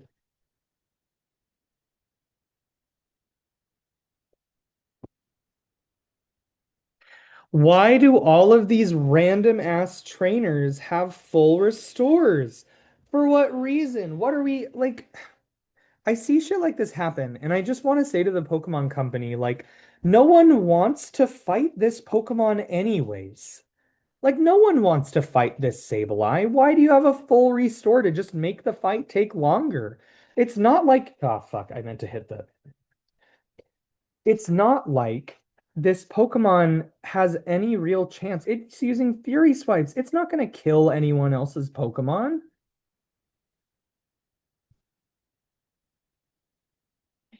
I just don't understand it.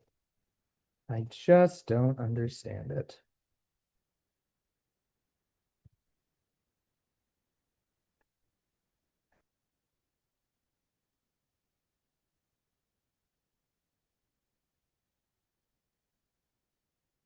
And it has Detect. It has Detect just to make the fight take longer. I mean, it has Detect because Sableye, that's in its learn set. But like in part, it has Detect and Full Restore just to make this fight take longer. To what end? To what end? Okay. So another Pokemon to level 20, which is good.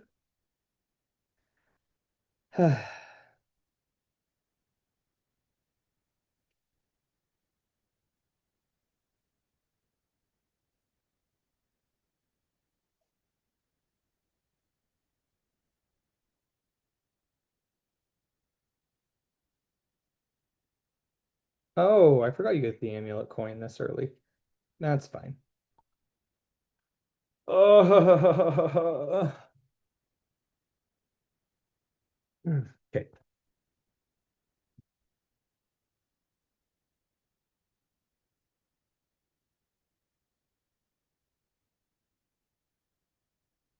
Lily Pup.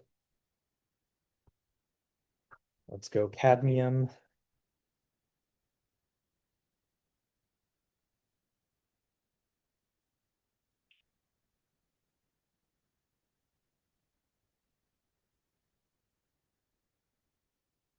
I hate takedown as a move. I really do. I think I like I'm sure that the reason takedown has so many like problems with it, so many downsides is because you get it so early in the game, usually. But like really and truthfully, if the attack is gonna miss once every 3 times you use it, and the attack is going to like, why does it also have to have a fuck ton of recoil? Why can't it just have the recoil or just be a low accuracy move?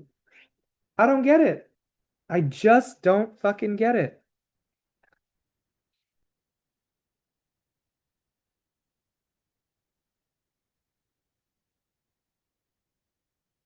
Okay, fluorine is what we want leveling up right now.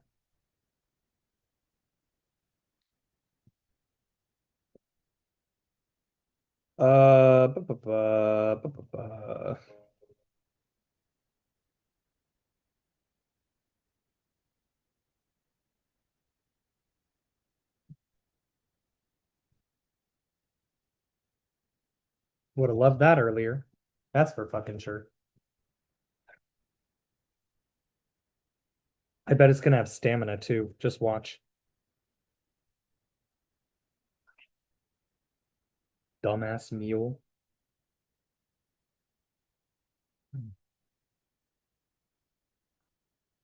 Oh, it doesn't. Look at that. Oh, is it gonna kill me? Okay. I was gonna say that would have been quite funny. I guess if I miss, it'll kill me, but I don't think I need to miss. I think I can just use bite to kill. That would have been the pièce de résistance. I can tell you that. Um, because this is unfortunately the same thing as the ranch.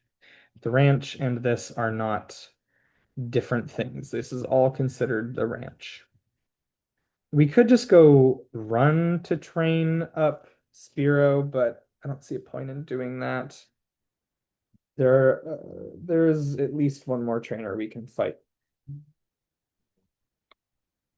We only have to get it to 19 and then we can use the rare candy. I don't see a point in like continually trying to level it up. If I use takedown, would that just kill me if I fully killed it? It may. I'll just use bite.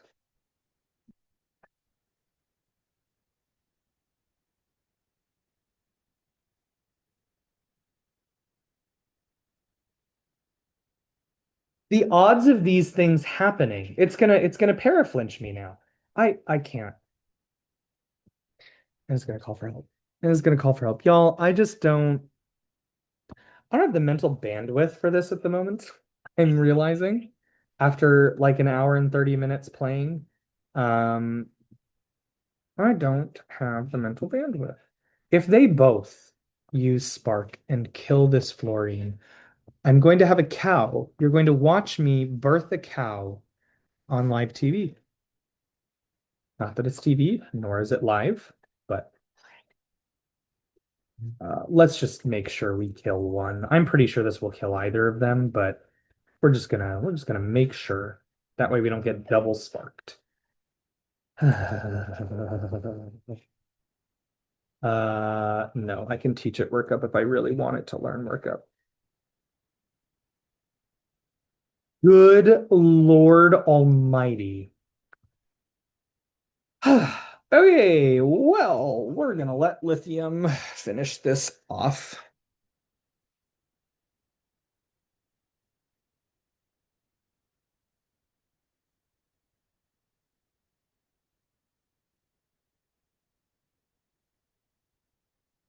And it crit. That's lovely.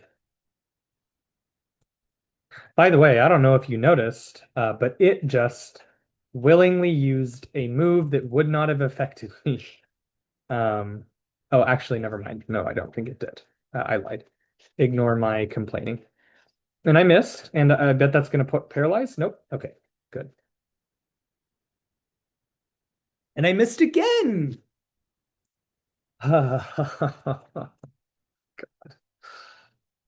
I could run away from here, and I probably should run away, but I just want to finish this out. I hate grinding. I should just cheat in rare candies. But I shall learn that lesson next time and not do it this time. Okay, get me.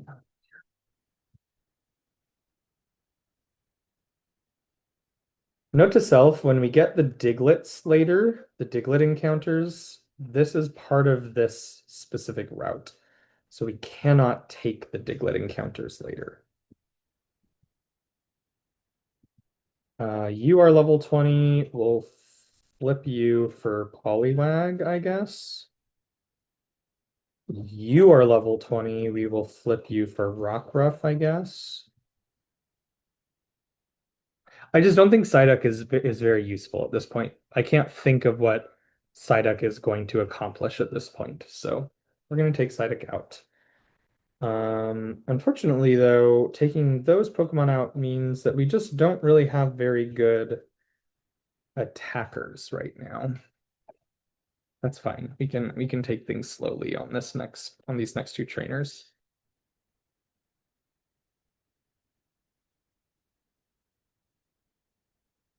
I am out of tea, so I have to go back to soda.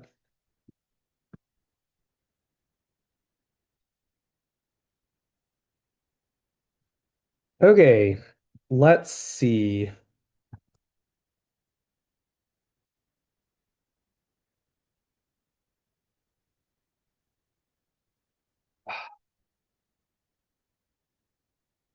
Challenged by Breeder Corey. Sounds heterosexual. Um, okay, so this is good because we can just switch to Spearow, and Spearow should be able to one-shot Paris and hopefully whatever else this guy has. Although breeders can have pretty much any type of Pokemon, so we don't know for sure. Oh gosh, my back. Um, okay, great Stun Spore, sure. One thing I don't love is how status happy Pokemon trainers are. Like, you're not going to accomplish anything with statuses at this point in the game. You know? Anyways. Okay, Blub goes up, which is good. Hopefully, this next Pokemon has enough EXP to let Florine go up to 17, and then we'll only have two more. And then hopefully we'll only have two more levels to get up before we can go do this battle.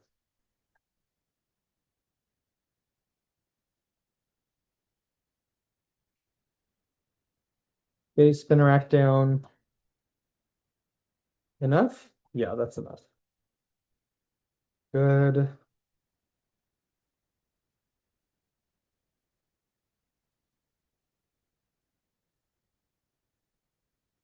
I think what we're gonna do now, so that I don't forget later, we could put a sharp beak on this, but I don't think that that's actually the best thing to do.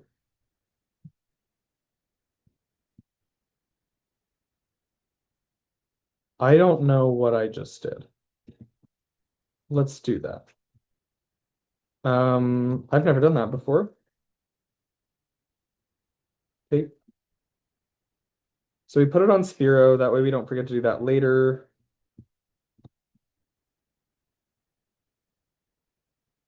I wish I just knew off the top of my head if there are any other water absorb Pokemon at this point in the game. I don't think that we can encounter, I can't think of what it would be. Poliwag gets water absorb, right? I'm not misremembering that. Does Poliwag have water absorb? Yeah, I was gonna say one of its standard abilities is water absorb. I was like, have I been just misspeaking? So that is an unlucky Poliwhirl or Poliwag encounter, but it's fine. We probably weren't gonna take it with us into the battle anyways. I mean, if it had water absorb, we were absolutely taking it into the battle. I mean, the ability to like switch in on bubble it's is absurd in this upcoming would be absurd for this upcoming thing, but obviously we will not have that ability, which is fine.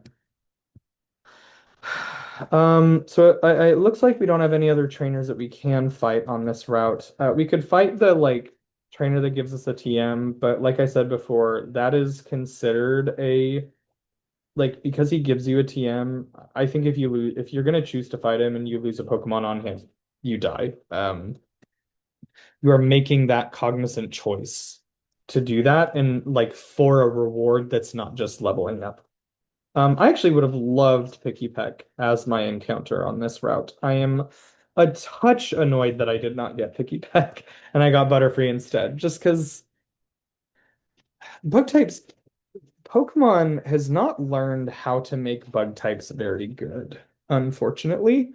I can only think of a handful of bug types that are any good, and they're good despite being bug type. They're not good because they are bug type. So I feel like the only generation it was good to be a bug type in was Gen 2. And even then, who was it? Scizor? Scizor was pretty good. Heracross? Well, Heracross was excellent. Like besides Gen 2, I can't really think of a generation where being bug type was super impactful. You know? Maybe I'm wrong. Maybe I'm just not thinking hard enough. That very well could be true, but either way, I stand by my statement that Pokemon just doesn't know how to make bug types right now. I think Butterfree is going to give us more experience than any of these other Pokemon, unfortunately. Um, there's an item back here. I don't remember what it is. I don't think it matters.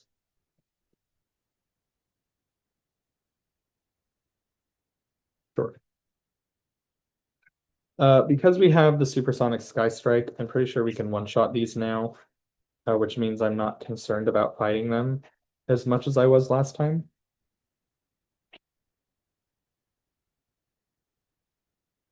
So if we went back to Island 1, we would be able to get another rare candy at this point, but I think trekking back all the way to Island 1 and staying in for an extra level are going to be about compatible amounts of time. So, what's the point? Um, I think for tonight, what we plan on doing is I plan on doing Trial 2. And if I win Trial 2, I'm going to go on to go back to Island 1 and get the encounters for Trial 3. And if I lose Trial 2, then obviously we'll be done there for the night. Um, I have no idea right now whether I should expect to win Trial 2 or not. I'm gonna have to look at my Pokemon kind of in depth to decide.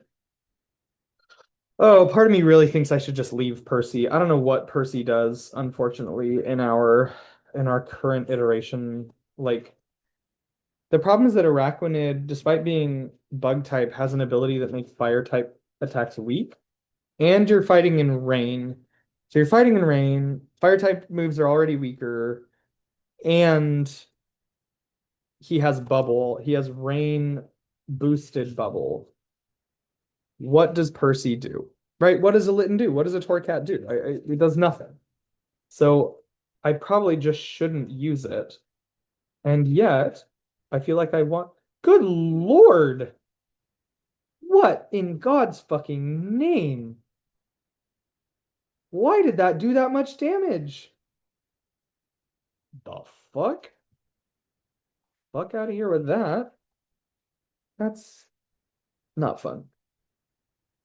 Oh, I forgot you can find Fomantis here. Not super useful against a bug type totem Pokemon, though. Kind of glad it's not Totem Wishy-Washy. I can't decide if I think Totem Araquanid or Totem Wishy-Washy is harder. Probably Totem Wishy-Washy. It's just such high stats.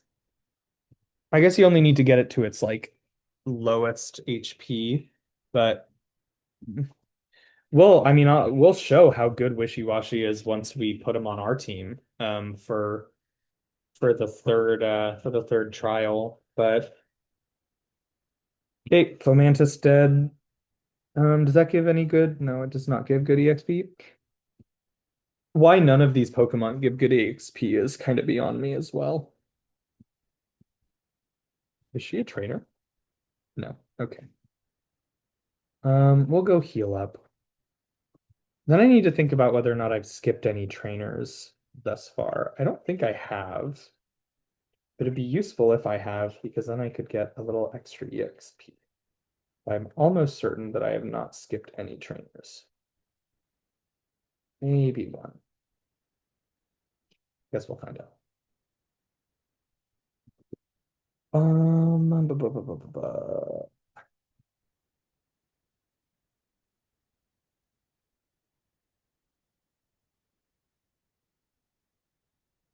I keep kind of hoping that I'm gonna find a shiny.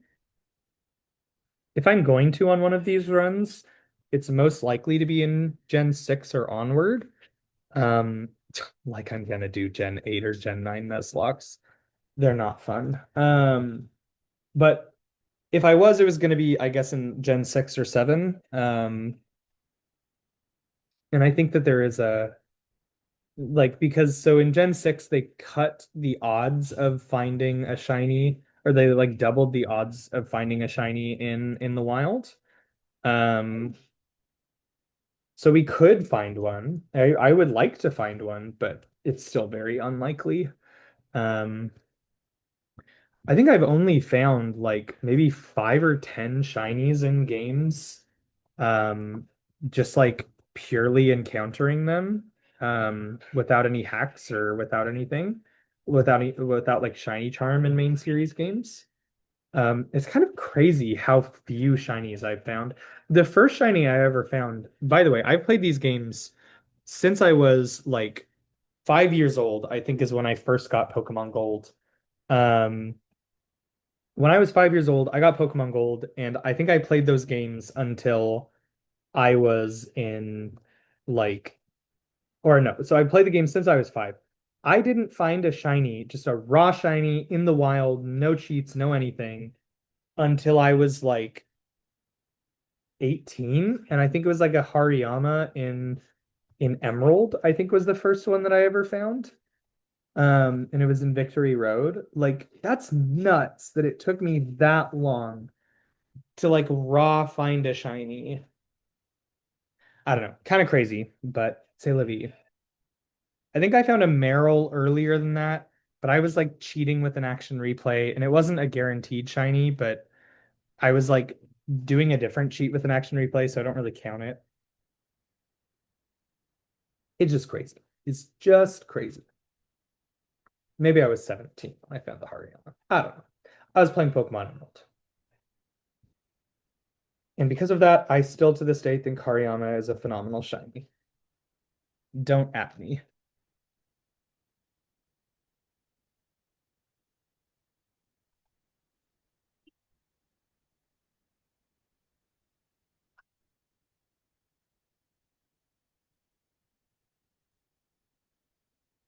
Okay, so after this, we'll have to get Spearow up by one more level.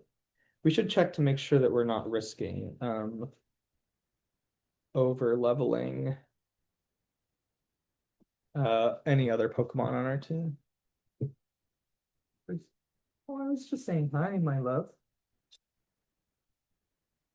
I'll show you Percy at some point, I'm sure. Okay, Picky Peck dead.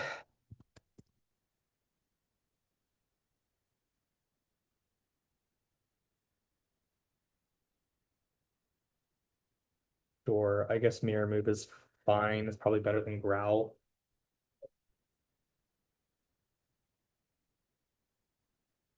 Okay, Lithium goes to 20. So we can take Lithium out. I think that uh for lithium we'll put in maybe the Meowth. Like I said, I don't see a point in putting Psyduck in. I don't know what Psyduck's gonna do in any of the matches.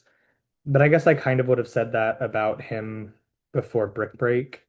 Well, no, I knew that Brick Break was useful. I just didn't think that he was useful. Um, okay, you can go away. I also do want Blub to go up to level 20 before we do the fight. Where are we at? 18, 16, 16, 18, 18, 15. I don't care if Butterfree's at 20. But so we want both Spearow and Grubbin to level 20 so that they evolve. Okay, I think that's fair.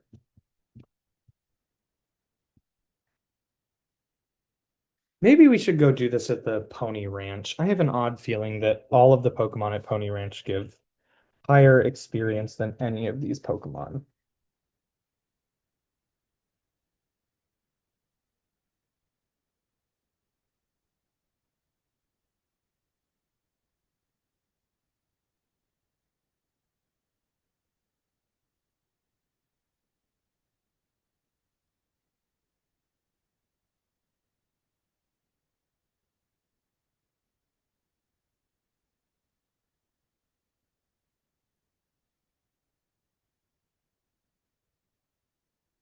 Cool.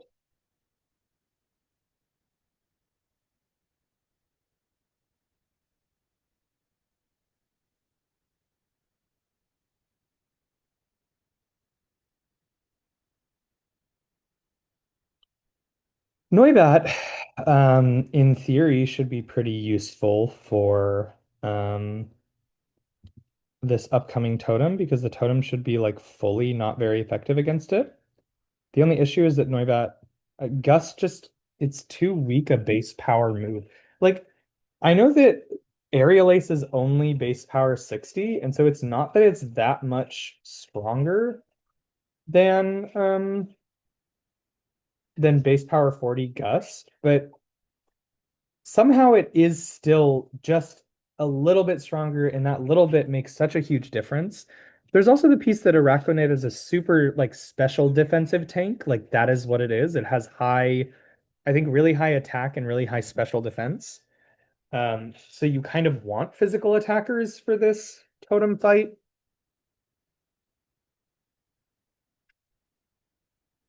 I is flying type not very effective to it's not. That's fine. Thunder Wave is fine. That's just something I need to think about here. I'm gonna need to heal these things a lot. Wow, I'm still faster than Mareep. Are you kidding me? No, now I'm not going to be. I mean, we're gonna kill it either way. Cool.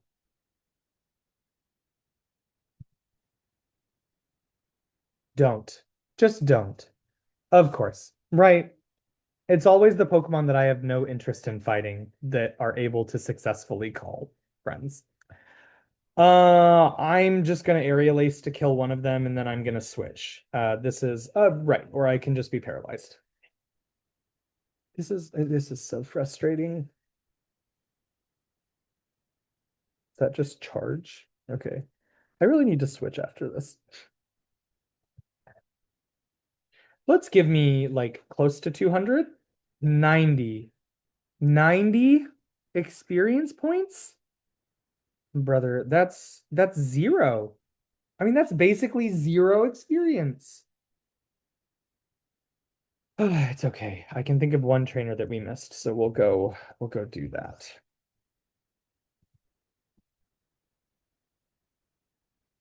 I should give this thing a hard stone. Brother. Don't you dare call for help either.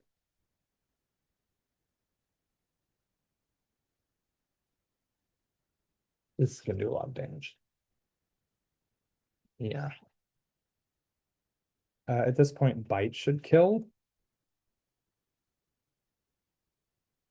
Okay. Right. Static.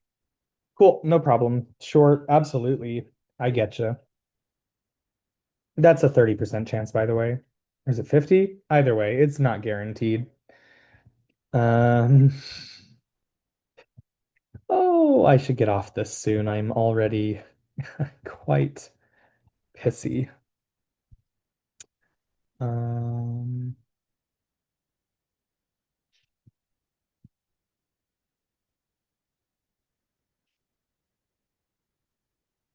have you not have anyone super interesting, please?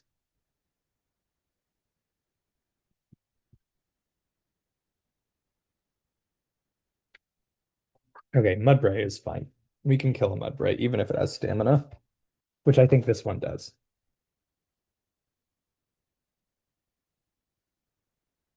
No,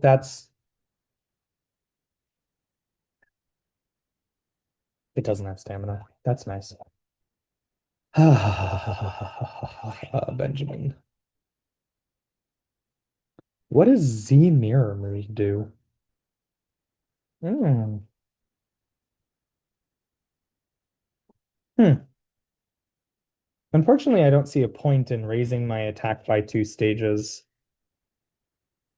Well, maybe that is useful. Maybe that is more useful to do. I'll calc it later.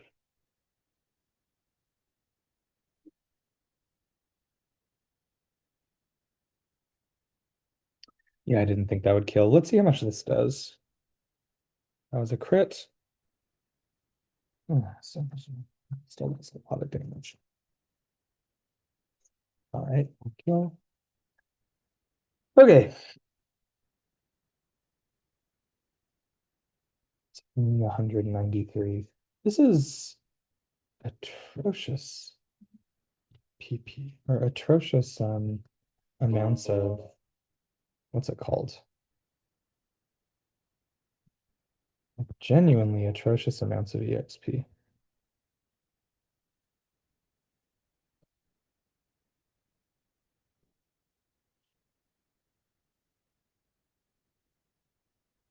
Let's give me Tauros. How about Tauros? Tauros gives a lot of EXP. I'm not gonna do Nuri at this point. I don't think it's worth it. Not for 90 fucking EXP points, that's for sure. Especially since I'm going to be able to get away safely each time. So the problem with Tauros is that Tauros has great stats. And I don't know, even if I find it, I don't know that I can just kill it easily. I think I can kill Mudspray easily, or Mudbray easily enough, though. Damn, this is going to be another really long one. Hmm. So the problem with using a rare candy after this is I also want Grubbin to be level 20. Which means that I'm gonna have to train him as well anyways. But I think we're gonna use a rare candy on Spearow. I'm kind of tired of using Spearow like as a Pokemon.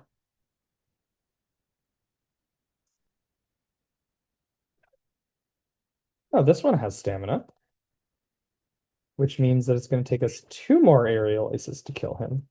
On this note, um, Grubbin stats.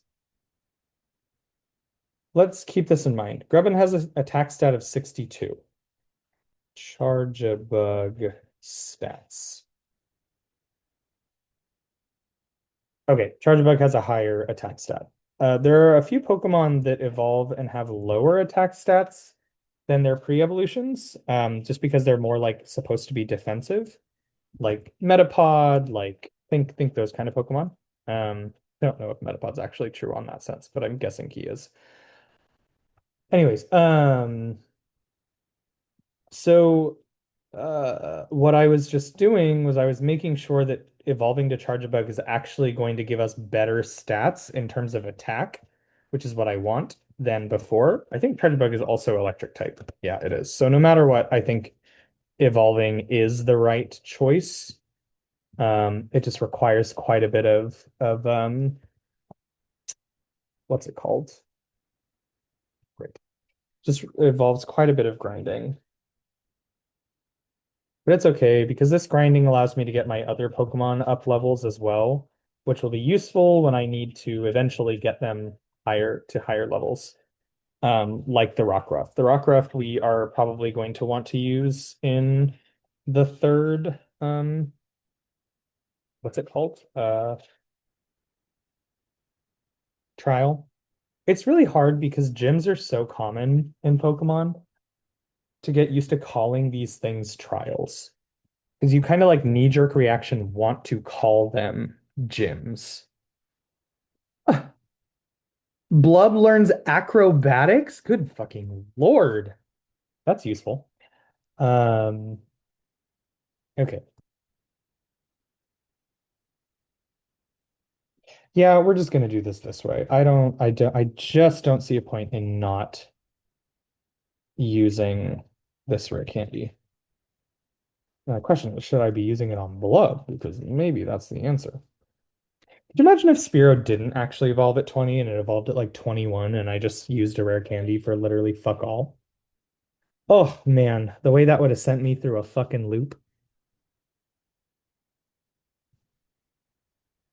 Do, do, do, do, do, do, do, do. Okay, so we have Fearow. That's good. All we need to do now is get Charjabug up a level. I think we're going to leave Fearow in our team and let Fearow get some experience. Because my guess is it takes more to get Fearow up a level than to get Grubbin up a level. This is useful, nice to have. Um, Fearow, let's take a look at those stats. I am quite curious. I think Fearow has a very good attack stat, but we can do some comparisons with other Pokemon on our team.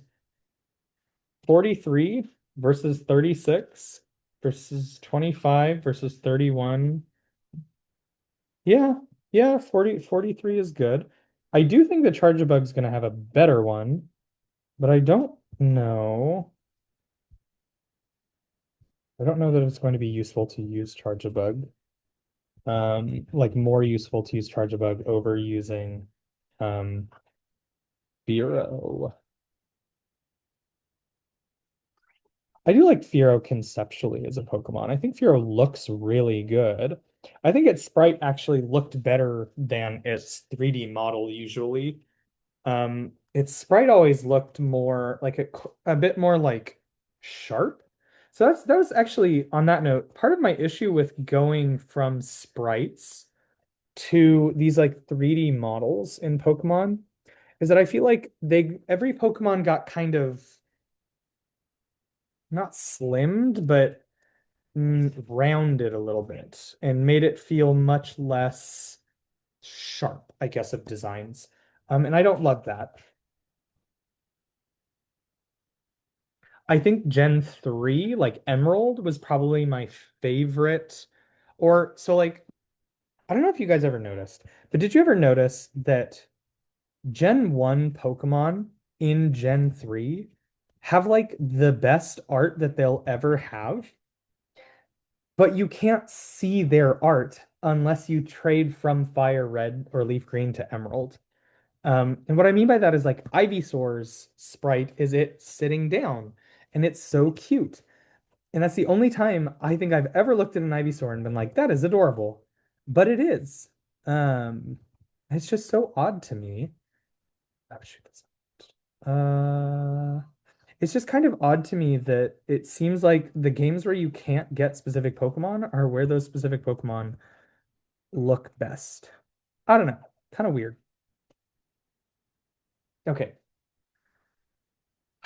let's let's click that just in case it gives us a spin. It did. We'll do the spin in a minute. We'll do the spin and we're gonna hope to get extra EXP points. It's good. Glub now has acrobatics. And actually, what we should be doing is we should take off whatever item it's holding, because that'll make acrobatics do twice as much damage, um, which would definitely be good.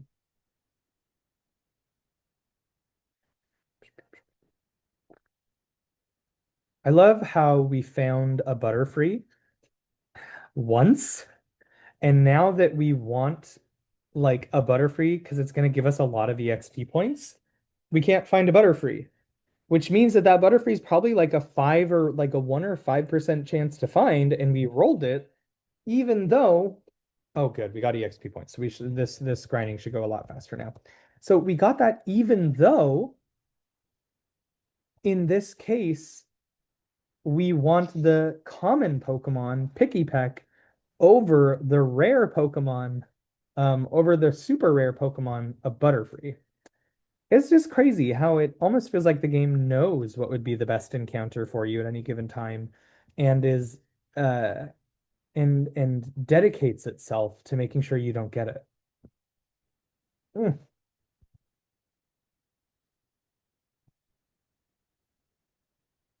Let's see how much this. I think it goes by like 1.5. I think it's like equivalent to using a lucky egg. So I feel like we should be getting like 150 or 160 EXP points from this.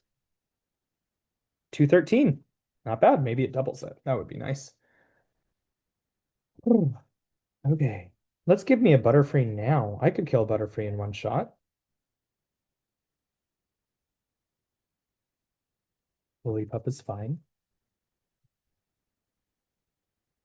Percy's still in his box. So I recently went to Costco. And when I went to Costco, I brought back, I got enough stuff that I brought back a box. And I love just leaving the box for Percy because for whatever reason, despite the fact that he has an old Costco box, he never sits in his old Costco box. He only sits in this new Costco box. But I think because it's not been around, he's like super excited to just be in it and exist in it. So obviously I'm like happy for him to do so, but I do think it's kind of interesting that he is so like enamored with this new box, but he will not touch his old box. Percy is particularly bad. Like I've had a lot of cats, not a lot of cats, but I've had a lot of animals that are the kind, of course, Caterpie instead of Butterfree. I've had a lot of animals that were the kinds of animals that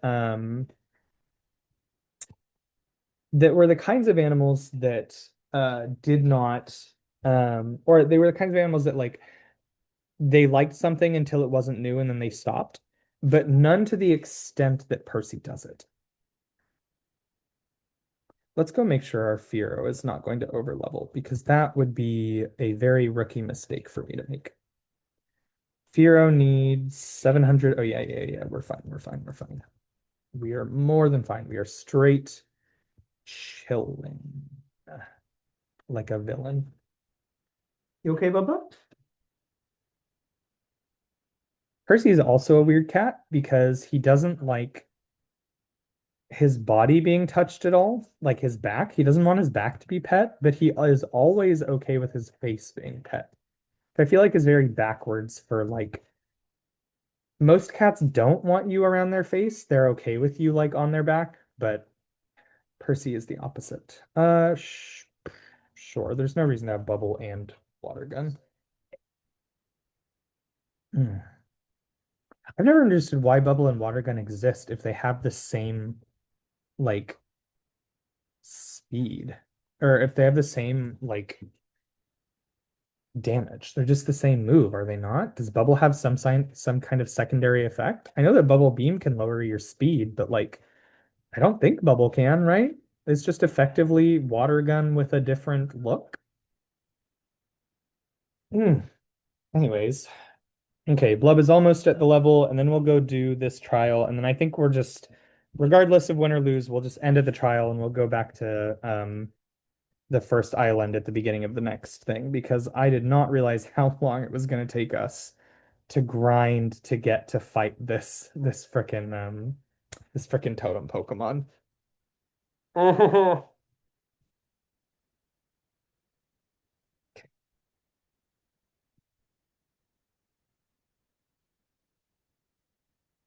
After this, we should evolve and we will be ready.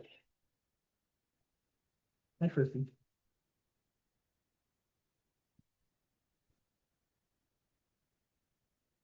Okay, level 20. Phenomenal. We're finally there.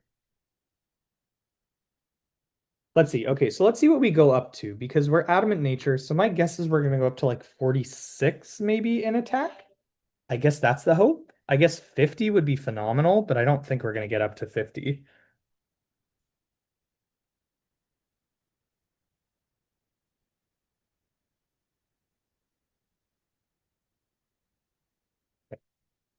Charge bug. We'll take a look at its stats. What are its stats? It's pretty low special attack. See, this is the really weird thing about this line is both Grubbin and Chargebug have respectable physical attacks, but really horrible special attacks. But then they evolve into Vikavolt, which has a excellent special attack and a shit physical attack. So I have to sit here and go like, well, what the fuck was the point, right? Because I don't know. I don't know what the point is. That design is just so weird to me. Okay, so we went from 36 to 47. Not bad. So this is our strongest Pokemon. I don't remember what battery does. Powers up ally Pokemon special moves. Okay, that's not useful. We don't do very many double battles with our Pokemon. And we certainly don't do it in a trial because the trial Pokemon gets to be a double battle, but we do not get two Pokemon. Okay. All right, let's go think about this strategy. Let's go damage calculator and let's get this going. Firo, level 20. I think it will eventually be 21, but aerial, aerial ace against Araquanid. Can we get Totem? Totem, level 20. Z move? Okay, so theoretically, supposedly, this is a possible. No, it's not, because we have like 0, right? 20? No. 14? So this is still a possible one-hit KO, but I think it's very unlikely. Okay, so we absolutely want Charjabug. We absolutely want Fearow. I think we want Noibat. I think Noibat is a better Pokemon than Wingull. They have the same level of special defense. Noibat has more HP. Yeah, I think it's better. I think we do want Herdier. So Herdier has really good HP. I mean, it's a bulky-ish Pokemon. Let's see. We'll check in a minute if there's any more bulk. And I think we want Carbon. I wish Carbon was level 20, but I think it'll get up to level 20. So let's look at our bulk and let's see what we do in terms of bulk. So 39 and 58, that's very bulky. 29 and 60 is okay. Not great, but not horrendous. I think it'll be able to tank at least one bubble. 47 and 64 is absurd. 22, 48, okay, we don't want to use Cutie Fly, but Cutie Fly's there if needed. 20 and 50 is pretty bad. Again, we don't really want to use Boron, but Boron is there if needed. And then 3758 is good. Okay. I think that we have a decent idea for what we're doing, right? I think we just want Fluorine to sweep with Supersonic Sky Strike. I think if we can get Fluorine up a level or two, we can feel more comfortable. Obviously, just up one level once we start this. We'll just get 4 of these. I think that'll be more than enough. We'll give this a try. I don't know if this is going to be successful. Part of me doesn't like the idea of using Roto EXP points during a trial, but I think that they'll run out pretty quickly, and I don't think they're going to make a huge difference. I think we're at a point where Firo kind of no matter what would level up. So, yeah.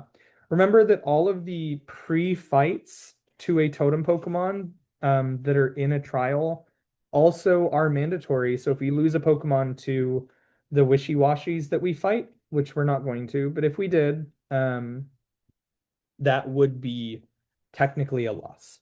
So just some food for thought. Um, I, off the top of my head, do not remember which of these two is the correct one. I want to say the correct one is the right and then the left. I'm almost certain it's right then left in this. Okay. Could you imagine if you ran into one of these Pokemon that you can't catch and they're shiny?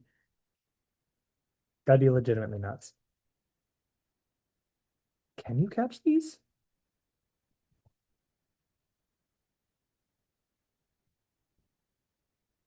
Okay, I was gonna say you can't catch any trial Pokemon. I was like, Wishy-Washy, if you could catch trial Pokemon, then Wishy-Washy would technically be the first encounter, but you can't. And actually, no, it's not because Poliwag counts in this area. So this whole area is one thing, and then the Totem Den is its own area, so that has its own encounter. Okay, so that goes. So we can get an electric type TM here. Um, it's not going to do anything for us, so I'm not going to get it now. None of the Pokemon that I could teach it to, even if I could on this team, are going to benefit from it. So I see no point. Um, yeah. I'm Can Firo really one-shot this? That would be so interesting. That would again make me redefine what I think about Firo as a Pokemon. I believe it's the left one this time. I could be wrong, but I think I've done this enough. It's been a long time since I've done a Deathless Ultra Moon. I've been kind of putting it off because of its difficulty, but at the moment we've had pretty good luck. We're trying out a lot of really new strats, which I enjoy. Um, yeah, that's fine. Aqua Ring is fine.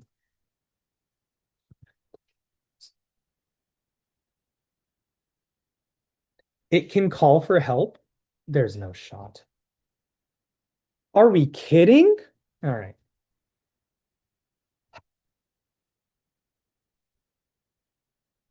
We're just gonna kill the other wishy-washy just to make sure. I'm not fucking with this. This is kind of annoying. I don't see a point in allowing this Pokemon to call for help, but whatever. I guess if any Pokemon's gonna do it, wishy-washy canonically makes sense for it to call for help. Okay. Supersonic Sky Strike should kill this wishy-washy. Yep. Okay. Good wishy-washy.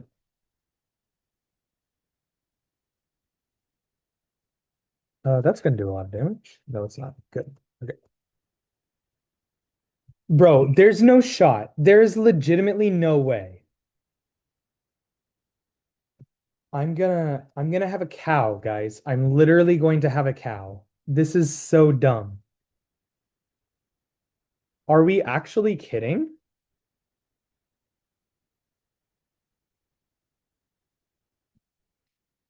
Basically one shot it, or else you're just gonna have to continually get.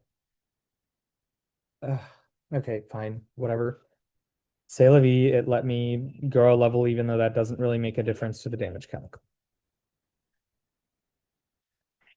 At least this one isn't calling for help yet.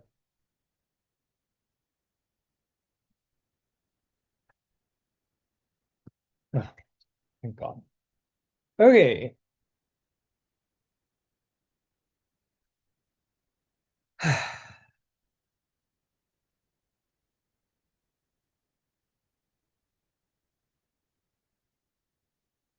Um, we are going to heal up. And we're gonna go try to do this totem battle. I am very concerned about this totem battle. If you can't tell, sorry, if you can't tell, I am quite concerned about this totem battle, but we're gonna desperately hope that it goes okay. We shall certainly see though.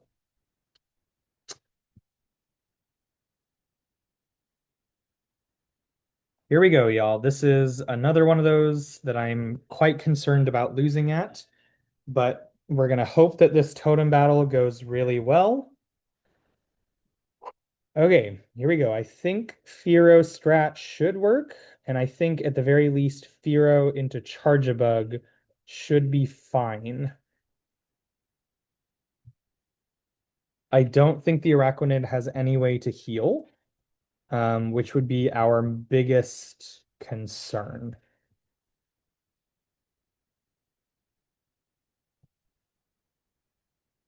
Its speed rises. Okay, so it's not a defense rise, so there's nothing to take into consideration here. So in theory, we could kill it with Supersonic Sky Strike. We could one-shot this. I don't think it's very likely, but I think it's probably about a 50-50. Um, Probably maybe a little bit under a 50-50 to kill in one shot. We want to kill in one shot though. So let's hope. Let's hope we did this right. Let's hope we grinded okay and made a good decision. Okay, so we didn't kill it in one go. That's all right. We'll kill it next time, assuming that we feel comfortable staying in.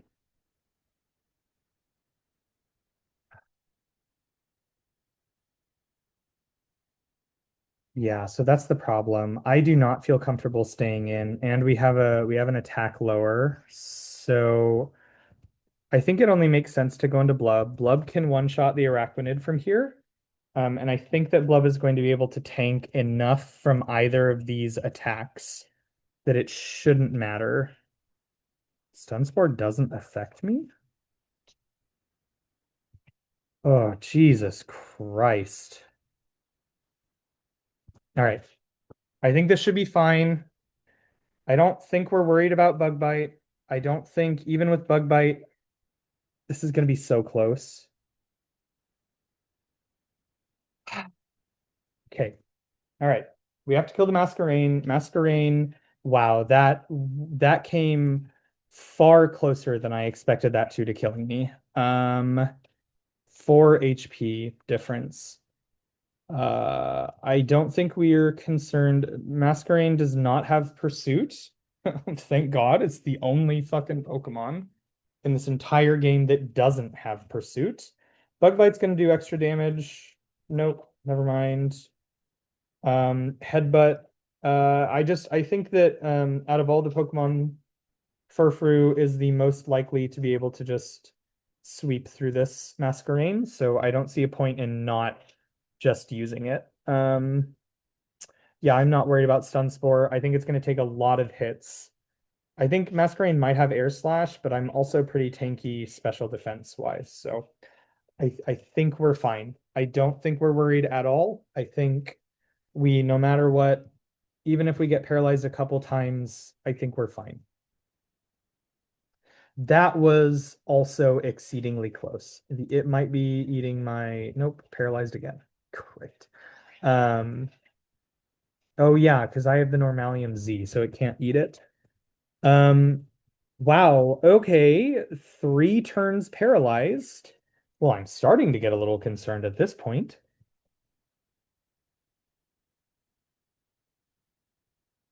Okay, there we go. Okay. All in all, that was not very good luck. Um, that was not particularly good luck. But that's okay.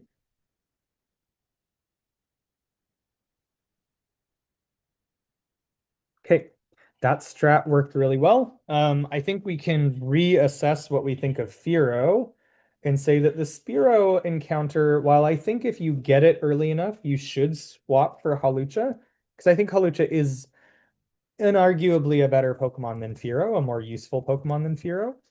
However, hello, Percy. However, I think that if you get Fearow later, Fearow is good enough to get you through trial 2, which is great to know. I was not aware of that. Hi, Percy. You want to say hi to the camera? Look. Ooh, this is Percy. He's my little tuxedo. He's a little crazy. I'm gonna put him down. Ooh.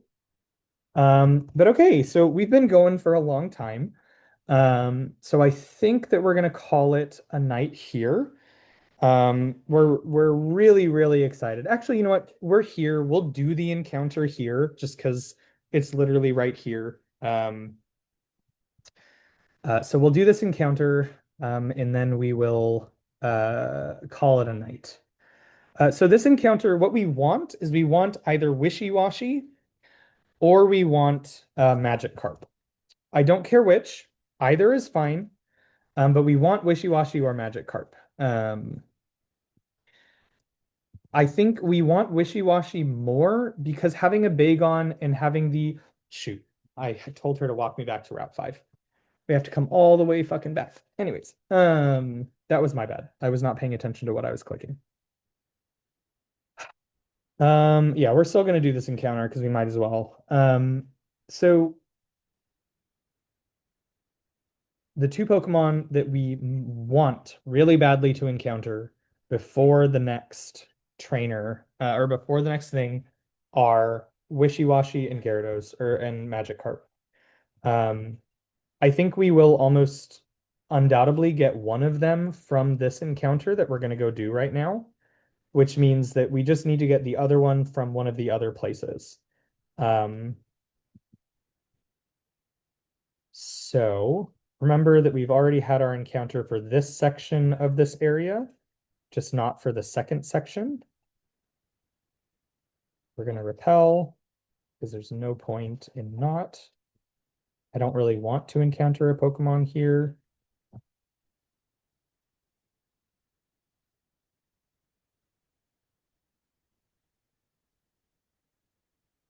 Okay. Catching Wishy-Washy is a little, so you would think that Wishy-Washy would be like this super rare because it's such a good Pokemon. You would think that Wishy-Washy is going to be a super rare encounter, and so you want um the like bubbling. So let's look. Okay, so each of these two rocks are where you can fish in this game. Unlike other Pokemon games, you can't just fish anywhere, which is kind of dumb, but it's fine. So when you have these bubble foams, it means you can get rarer encounters. However, Wishy-Washy, for whatever reason, you want no bubbles. If you have bubbles, you'll never be able to get Wishy-Washy. I'm not really sure why. I like spent multiple rounds of Deathless Nuzlocks trying to get Wishy-Washy and like continually failing. And it was just because I kept trying to fish on the ones with bubbles. We're not guaranteed Wishy-Washy or Magikarp here.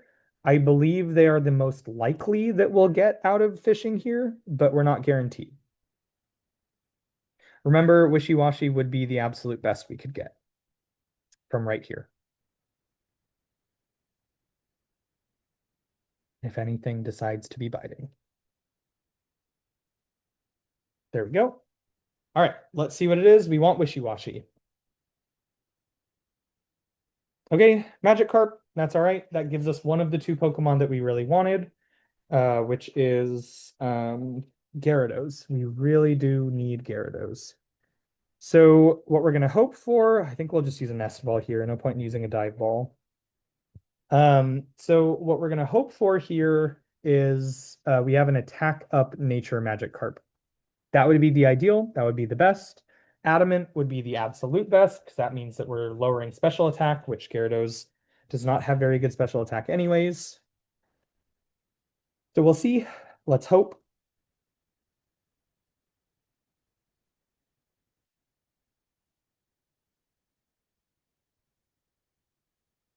Sorry, Percy was being weird. Magikarp name. That's a question.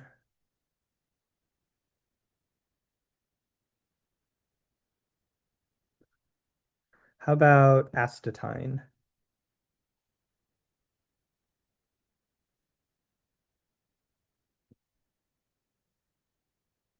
That sounds a little ethereal for Magikarp, but I think we'll take it anyways. Let's look at its summary. Neutral is perfectly fine. We definitely want it in our party. We're definitely not using Blub or Carbon for the next one, so we can get rid of either of them. Okay.